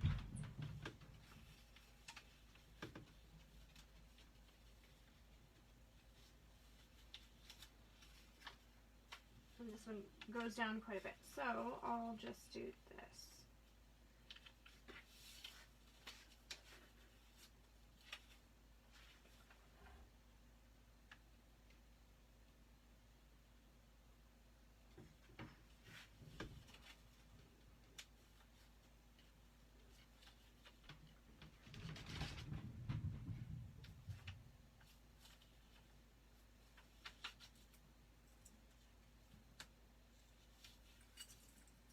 You could probably omit one of these lines, but we'll just leave it. Oh, I need to cut this one off. Silly Rachel. Let's see, what do we have? This is B4. Again, cut it larger. Make sure that your piece on the other side is out of the way. I have had that happen too. That would be really, really sad to have happen live. It would be a major oops.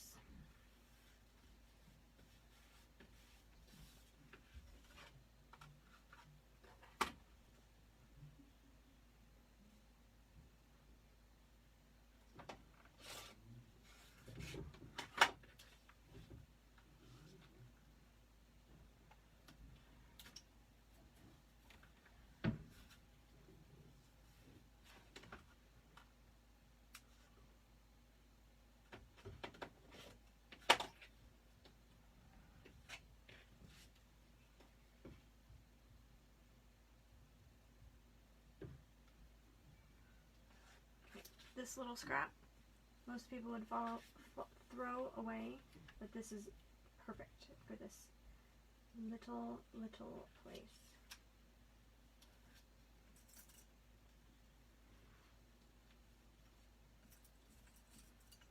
If you have any section where the pin is not going in really well, just move your pin back farther so that it goes in a little bit easier.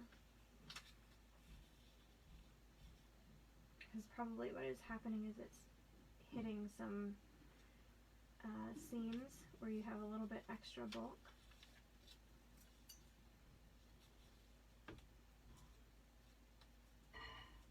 And once your hand is down here, you really don't want to lift up your hand because of the fabric. Sometimes I just think it likes to sprout legs.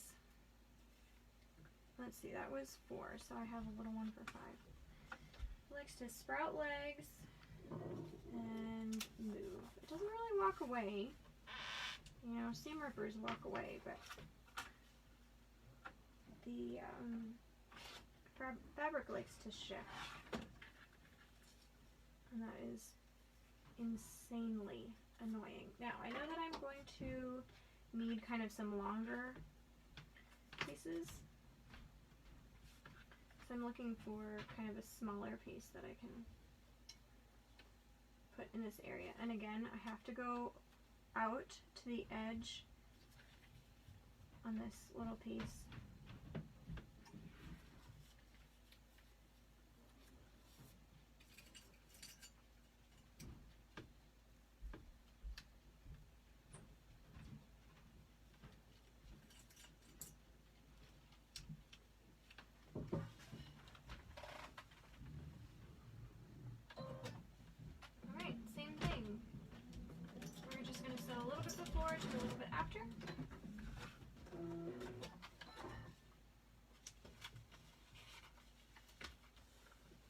block takes a little bit longer, just because we have a lot of extra little lines in here. It's an easier composition, but the lines just take a lot longer. And hopefully when you're sewing it doesn't take quite as long, but I feel like it takes me so much longer because I'm explaining each step.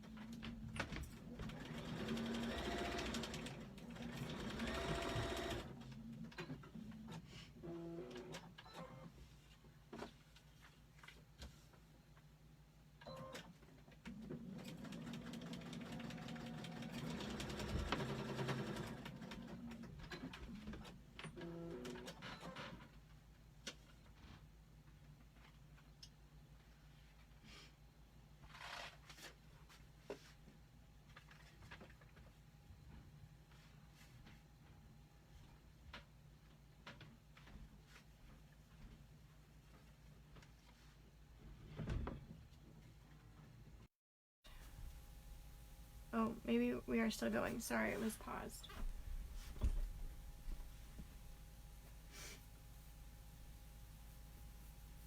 That still should be going. Hopefully I'm still alive. So for this little tiny corner bit, it doesn't have anything holding it down. So while it's still warm, I'm going to put some glue down on the paper so that it stays put.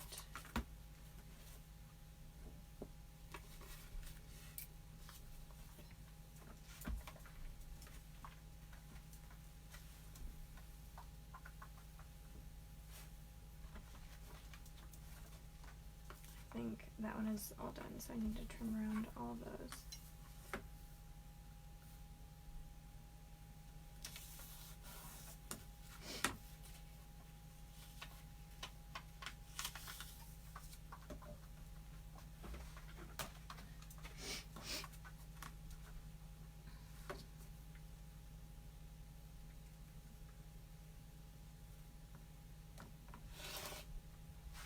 Do you need another invitation, doggy? This dog keeps coming in and out. Okay, lay down. She's like a cat. Can't decide what she wants.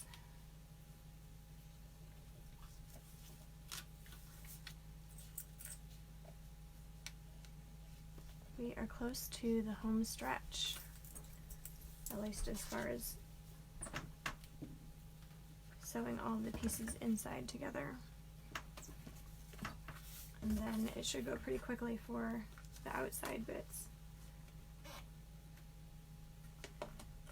I probably should have mentioned it earlier rather than 2 hours into this video, but every month I come out with at least 3 patterns, but for the National Park monthly subscription, I have 3 new patterns every month that show off parks in the United States and in Canada, and many of the blocks can be utilized for other parks, because once you see one area, you start to look at the blocks in a completely different way. So a few months ago I did, or maybe it was last month, I don't recall, Tent Rocks and the Badlands, and it could also be used for the Needles District in Canyonlands. Could also be used for the different caves. I am working on different cave patterns, but in the meantime you could absolutely use it for, these aren't going to work. I need something that's a little bit different. Oh, this one's also done. fun. So you can just start looking at the blocks in different ways and let your creativity just go.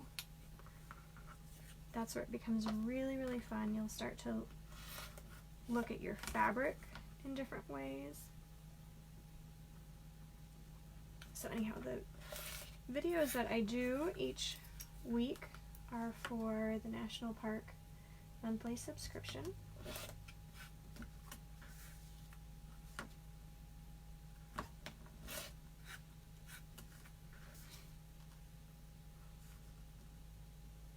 And this has been one of my favorites. It's just so cute. Each one is really, really fun. I enjoy all of them, but I've been looking forward to doing this one. Okay, so A6, we'll use this. I guess that doesn't matter really.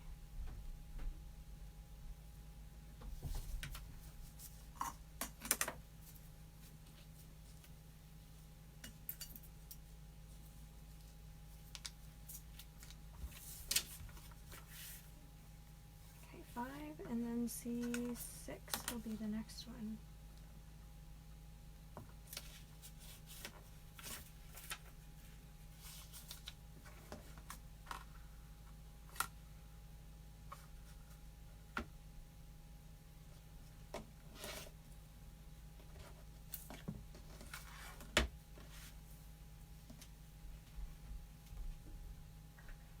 This one won't work because the angle is going the wrong direction. Remember, you have to look at it with the right side up. This is another one that the fabric is not going in the right direction. So let's see.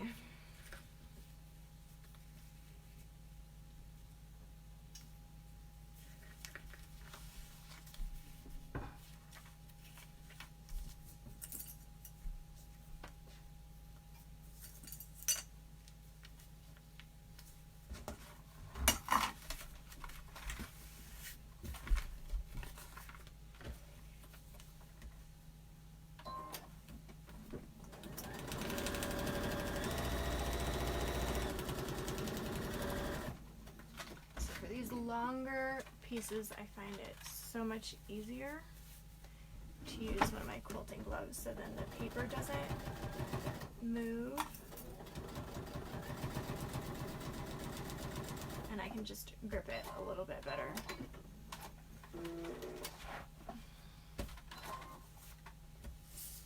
And I'll need those later, so I'm just gonna just leave this right here.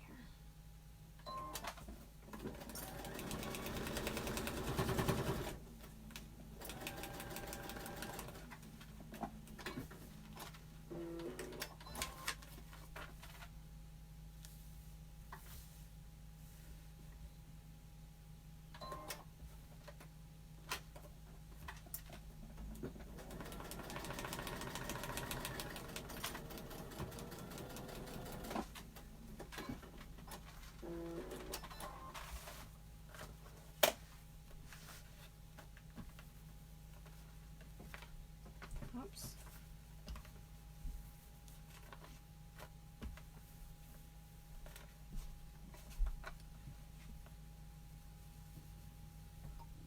Just kind of flip that out of the area, and then if we need to, we can give it another press, but I think it'll be fine.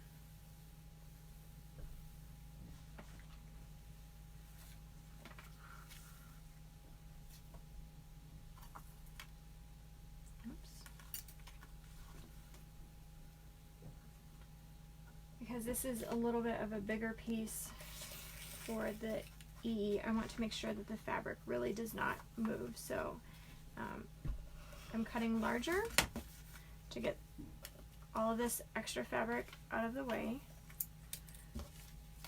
And then I will put my glue down.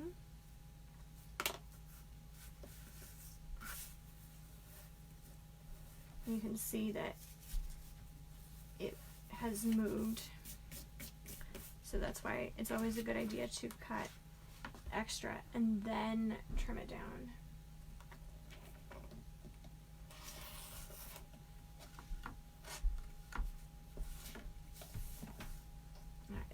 getting to be a little bit too cluttered.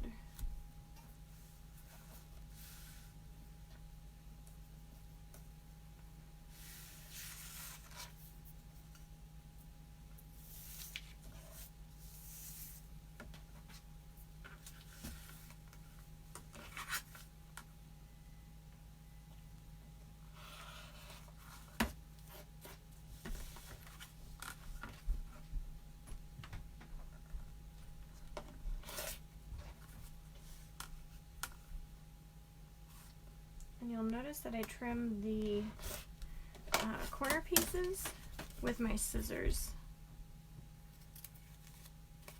The software that I used for the foundation paper piecing patterns automatically creates these little tabs, and I feel like they work better for larger pieces than they do for smaller, more intricate pieces. So I don't totally use them as a guide, and I don't recommend fully relying on them because I just don't think they're super accurate for smaller seams or for smaller blocks.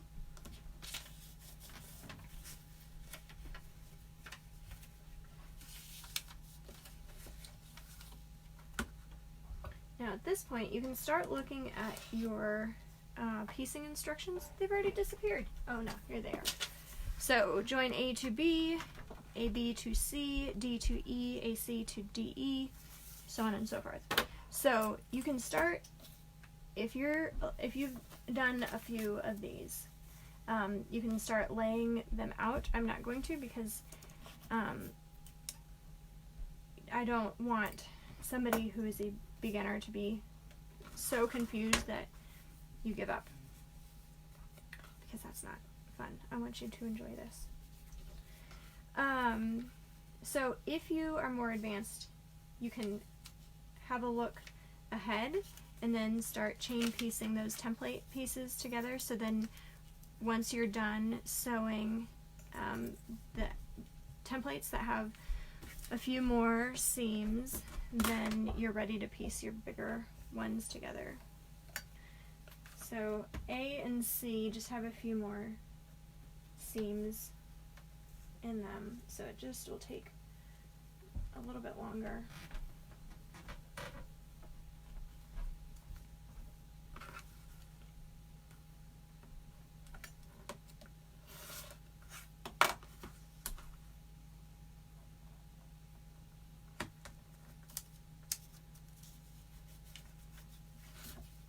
So I guess if you were waiting on A and C, you could join probably F and G first, since those are the tail pieces. Okay, and here's where we need all of our little scrap pieces. So A7 is another little tiny guy.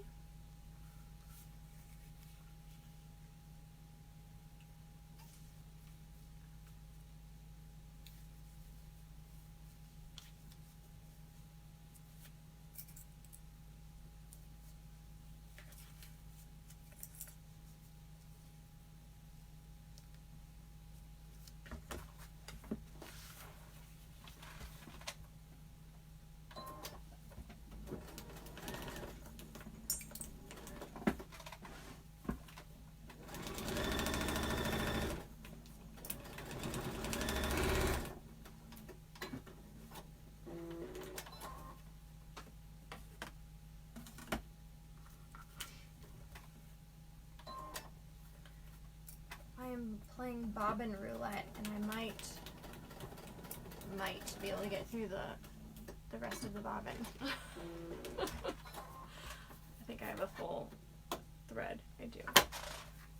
I also don't really worry about the color of the thread that I use because the stitch is so small. I notice that it comes up, it shows up on the camera, but it really does not show up in person. So if you see my stitches in any of the blocks that I post, just know that it's not really noticeable in person. So I tend to just use one color for my thread for a whole bunch of blocks, and then I switch it out. I try not to use black thread with white fabric because I do feel like that there's a shadow that comes up, but I use pink thread with blue and black fabric. I just kind of use whatever. Right now I have gray. I think I have gray in the top and the bottom. Gray is a really great one because it just kind of blends into the fabric. Just about any color it blends into, and I really haven't had too much of a problem. Again, it photographs, but when you have all of your blocks together and your quilt is finished, you're not going to see one little block that has thread popping out in a different color. I mean, maybe if it was a white block and you used hot pink thread, but for the most part, you won't notice it. You won't notice mistakes in the whole quilt. It just all kind of blends together and just looks really nice.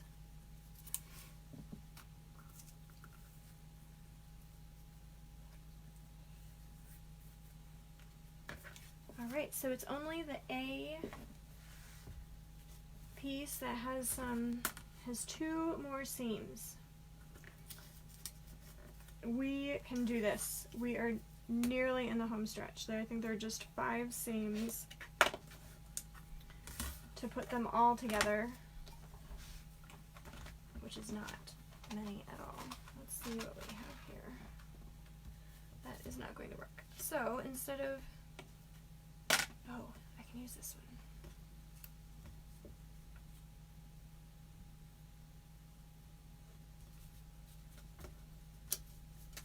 For these little ones, I wouldn't worry too much about making sure that you're right at 1/4 of an inch on your seam allowance. I mean, cut it to 1/4 of an inch, but when you're lining them up, I would not fiddle too terribly much, because this is where the detail is. You are just going to have bulk, and having it be a 1/16 of an inch in one direction or the other is not going to really make a big deal. Okay, it's under the clapper because there are several extra seams in this area, and they're all coming together, and they just kind of need to be told where to go.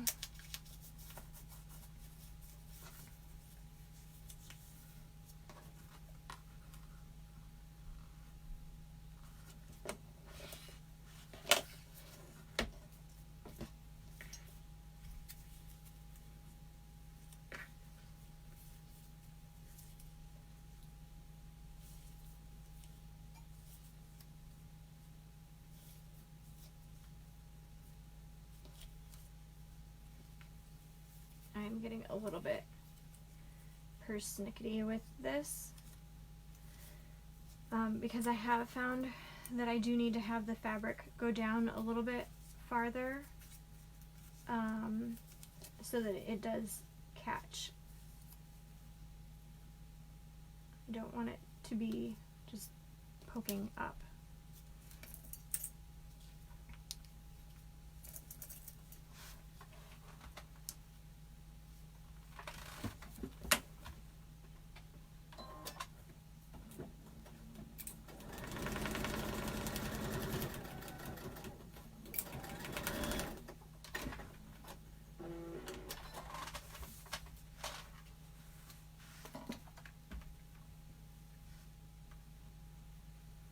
Oh, this whale is going to be so cute.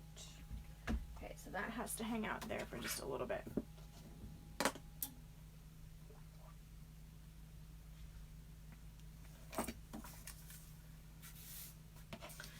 Now remember that this is the front and these are going to be the back. So whatever is on the right, you will need to place on the left. So we have C here, which this one actually needs to be shifted. It needs to be turned around. And we have E that needs to go this way. And we have D that needs to go this way. Oh, I see what we have here. Sometimes when I rotate this, the letters also rotate. Okay, and then we have F up over here. Is that right? No, you need to go this way. And B will go here, A will go over there, and then G here. So that's hanging out. I am going to sew F and G together. So if you recall, I said I don't really use these tabs. I want to make sure that the inside of the block matches and the inside is what looks really great. We have a 1/4 inch seam allowance, so that's going to allow us, if you will, to kind of move these to where they need to be. Oh my goodness, my phone. So I think these are going to match up really well. And make sure that you're not bending the templates. I really prefer to pin them on a solid surface. And then this is where it becomes more important to move your pins back. And here you can see that my pin did not catch the underside.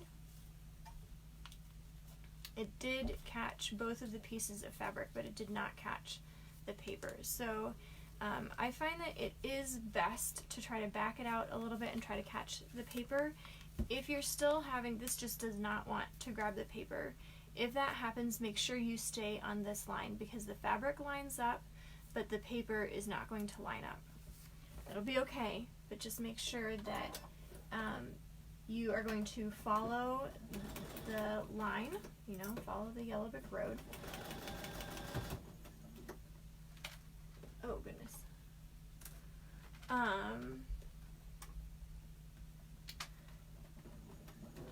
Follow right along, so right along that solid line, even if the paper underneath moves, because the top paper will be what is correct.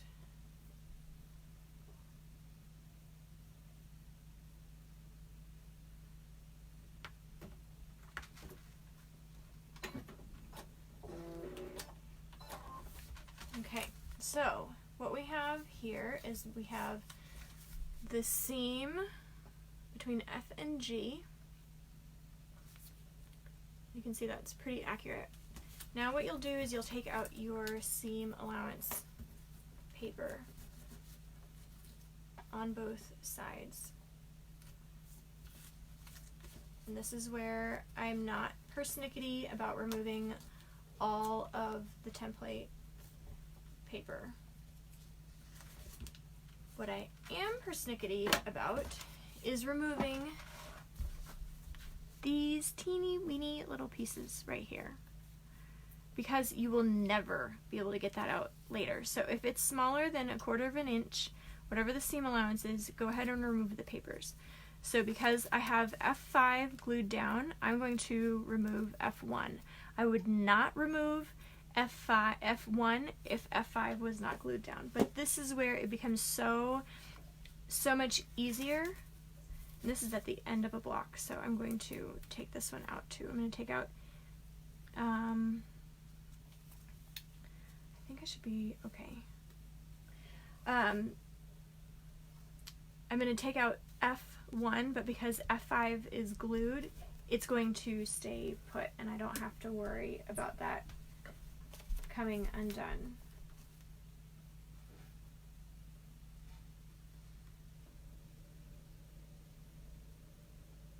Okay, so now what I'm trying to do is I cut off my fingernails the other day because they were starting to become really brittle, and I actually rely on them quite a bit as tools. So I like to press my seams open because that distributes the bulk of the fabric, and it allows for the seams to lay flatter, because we've sewn all of our other pieces. They can only go in one direction. We don't have the option of sewing them open. So it's nice to kind of split it and have the template pieces open up if possible. Sometimes the fabric really doesn't want to cooperate and it becomes much harder to do that. I think I can sew, what does it say? D to E. So I'm going to trim this down, but then I'm just going to sew D to E next, and I can do A to B. I'm going to chain piece both of those. I hope I finished my thought. I'll come back, if I didn't, to talking about pressing them open. It just makes for a block to look much, much nicer.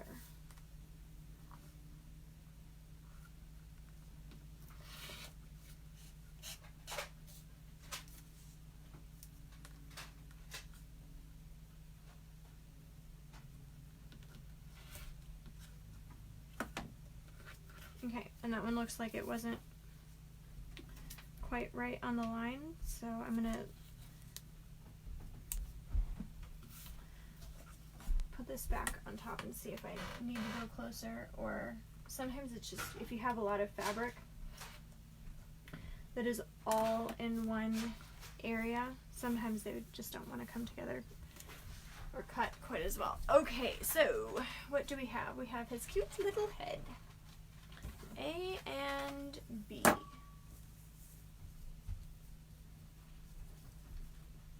These right? Yes, those are correct. And the placement of these two probably does not matter on A and B, but it does when it's joined to C.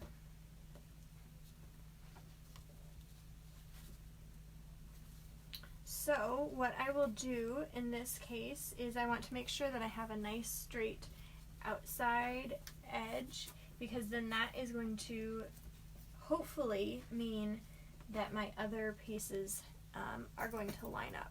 So all I do is I just put my fingers in the seam allowance and then I fold it over, and I just kind of cock my head over to the side to make sure that they are in the right place. And I'm happy with the placement on it, and crossing fingers, holding thumbs that it is where it needs to be. And this one, it looks like the pieces are going to match up nicely. Again, I always look underneath just to double check.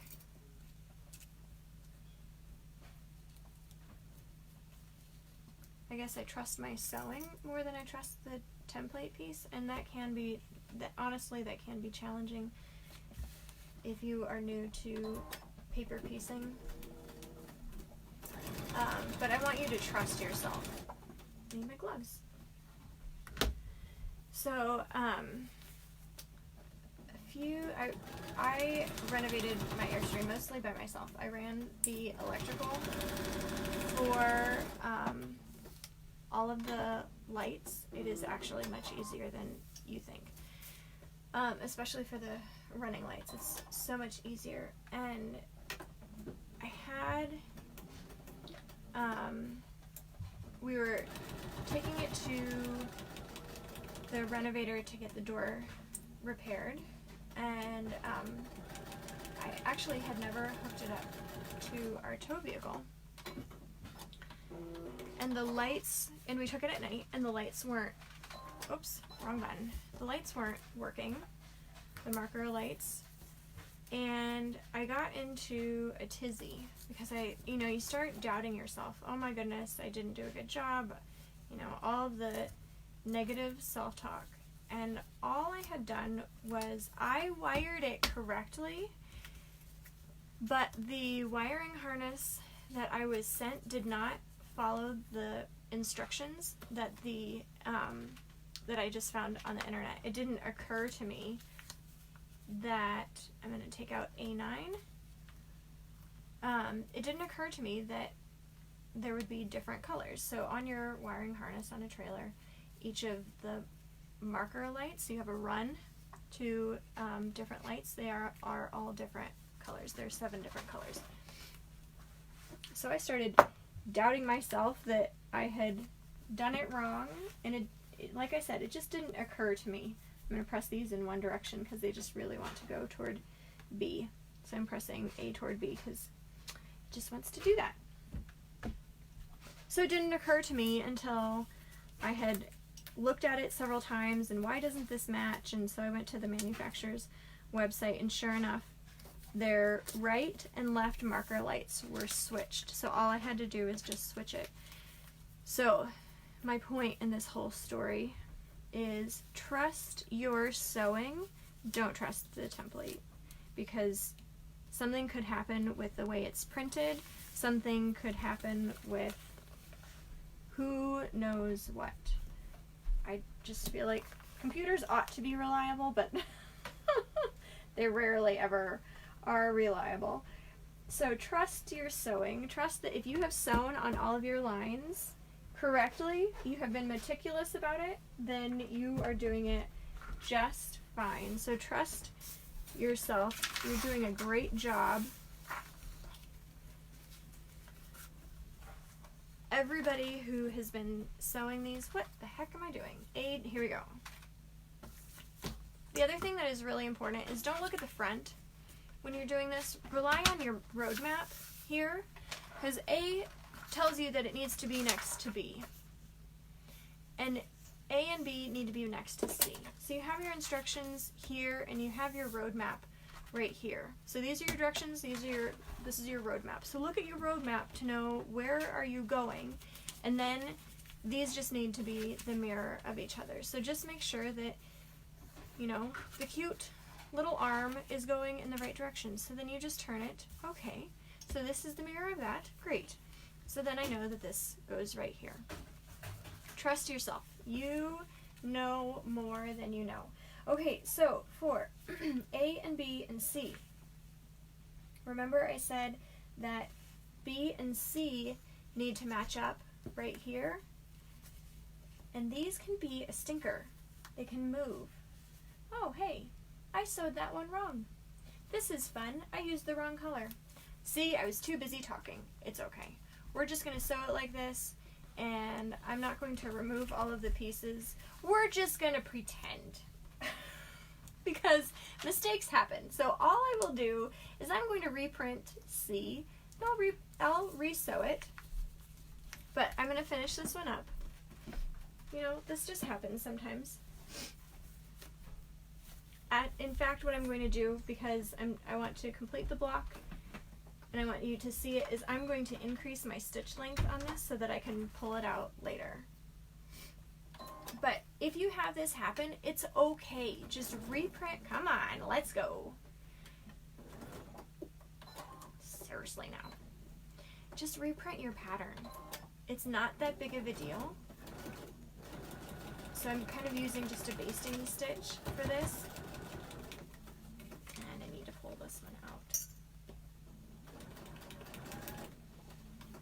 You know, mistakes happen, and we just kind of have to roll with the punches sometimes. So what happens if you have really big stitches like this is that it's just not going to sew together well. So what I did was I had the wrong arm color. Wah, wah, wah. You know, sewing along. Talkie, talkie, talkie. I did the wrong one. So all I'm going to do is I'm just going to re-sew this block right here. It's all going to be okay. I'm not going to do it on the camera because I want to go for a hike later. So I'm going to sew these together, and then I'll sew this together with a longer stitch. And I mean, it's not bad. I think it would be fine. I might even just take out B and just do B because that might be quicker, and then he'll just have 2 black arms. Maybe that's what I'll do because that's really so much faster than redoing all of C. It's alright. Be like Elsa. Let it go. We can always problem solve this.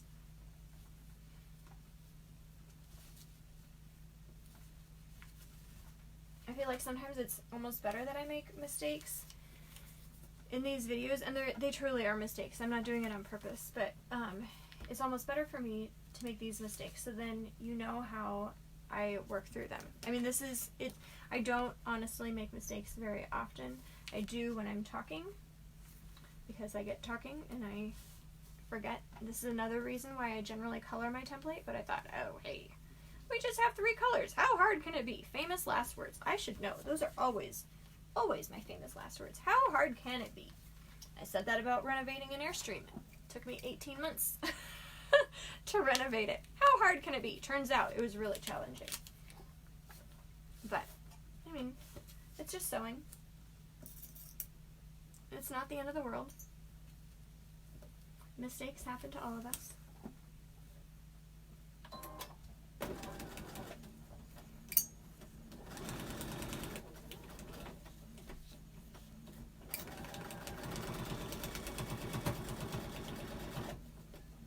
Now this one, I did decrease that.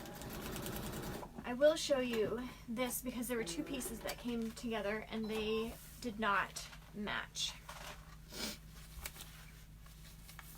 So right here, sorry for all of these extra little threads, it didn't match.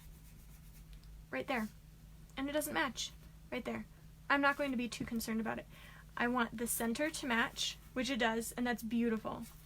And I want a straight line from edge to edge. So all I did was I put my pin here because that's where it needs to be matching, most importantly. And then I just make sure that this edge matches down here and this corner matches down here. Smooth sailing. It will be just fine. So I'm going to take out these template pieces, my seam allowance.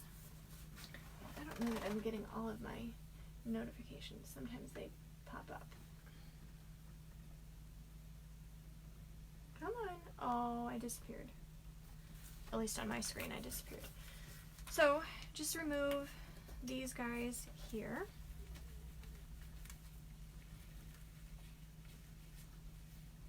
And that one might need to be removed. And then the same thing with these, the E's, these long E pieces, definitely do go ahead and remove them. If you have a fingernail, then that will be the best. Otherwise, get a little pin and you can just slide it underneath. All those perforations just come out really nicely and easily.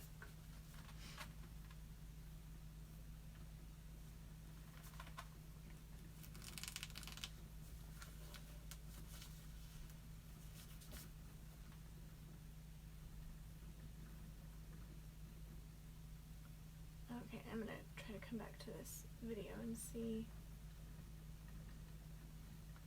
There we go.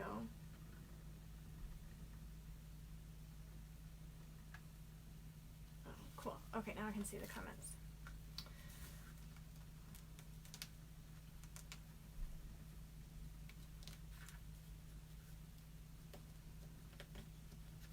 And most of this stuff can come out in the end. It's just these pieces that are really tiny. Once you press them open, become a real bear to remove. So I like to remove them before I press the seams open.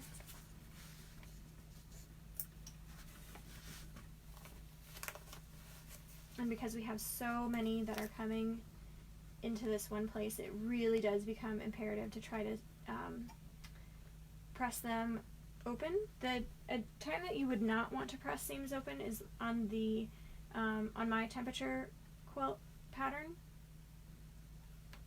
And the reason on that one is because they work better if they are tessellating as opposed to, and by tessellating I mean going around in a circle, as opposed to having all of them open. They just nest so much nicer if you can move them around in a circle. And the great thing about seam allowances is that you can really just tell them where to go, for the most part. Sometimes they don't want to be told where to go, but especially when they are going around in a circle, they can. Now this is going to look a little bit wonky, but I did say that I wanted to finish it. I'm not going to press this, and I am going to increase my stitch length just so that you can see how this all comes together. And again, I'm just going to go back in before I post a picture, and I'm going to just undo this seam and undo the last seam and just redo that instead of redoing all of C.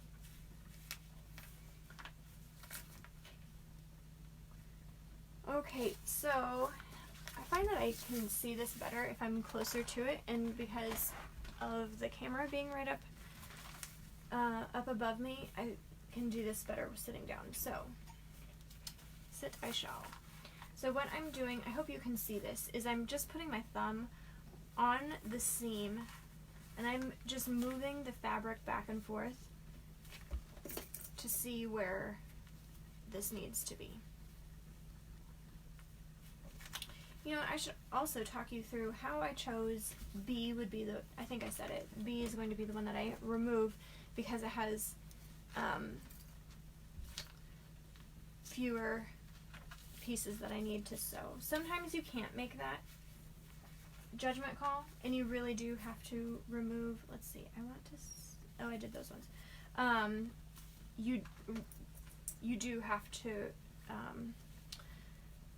resew something that, you know, the details do make sense to resew it, but in this case I'm just going to just put that little piece in black.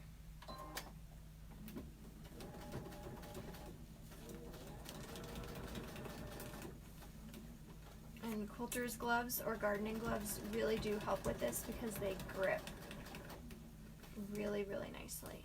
I would encourage you to try to leave your pins in, so slower for these pieces that have more bulk in the seam, because it will just come together so much better. But if you remove your pins right before you get to it, you have less risk of the piece shifting. So here is what the finished whale looks like. It's not too bad with just that little section, but I mean, those mistakes happen. Happens to the best of us, even if we have designed the pattern. So thank you so much for joining me. I will post a link to the subscription. If you have not purchased it, each month you get 3 patterns actually that will show different aspects of the national parks. For May, I know I have a ranger hat and Crater Lake, and I don't remember what the other one is. It's on my website if you click the link for the subscriptions, but if you're not talking and recording a video, you should be just fine sewing the right colors. But you know, mistakes are how we learn, so long as you've learned from it. And I have learned time and time again that if I am chatting at the same time that I am sewing, sometimes I make a mistake. And if I probably would have colored on here or on the piece, then I would have remembered which one goes where. But you know, I was just sewing and chatting along. So anyway, thank you so much for joining me.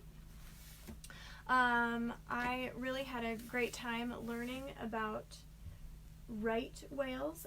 I will need to look that up. Those are so fun. I love learning about all sorts of new and different things. I can't wait to see the whales that you sew, even if they have mistakes in it. I would love to see it. You can just send me a message on my Fiona Sandwich page if you have any problems, and I am more than happy to help walk you through those issues. I'm going to put this here so that it stays put.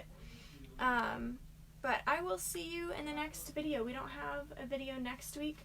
We have one the beginning of May. So I will see you in the next video. Thanks so much for joining me. Bye-bye.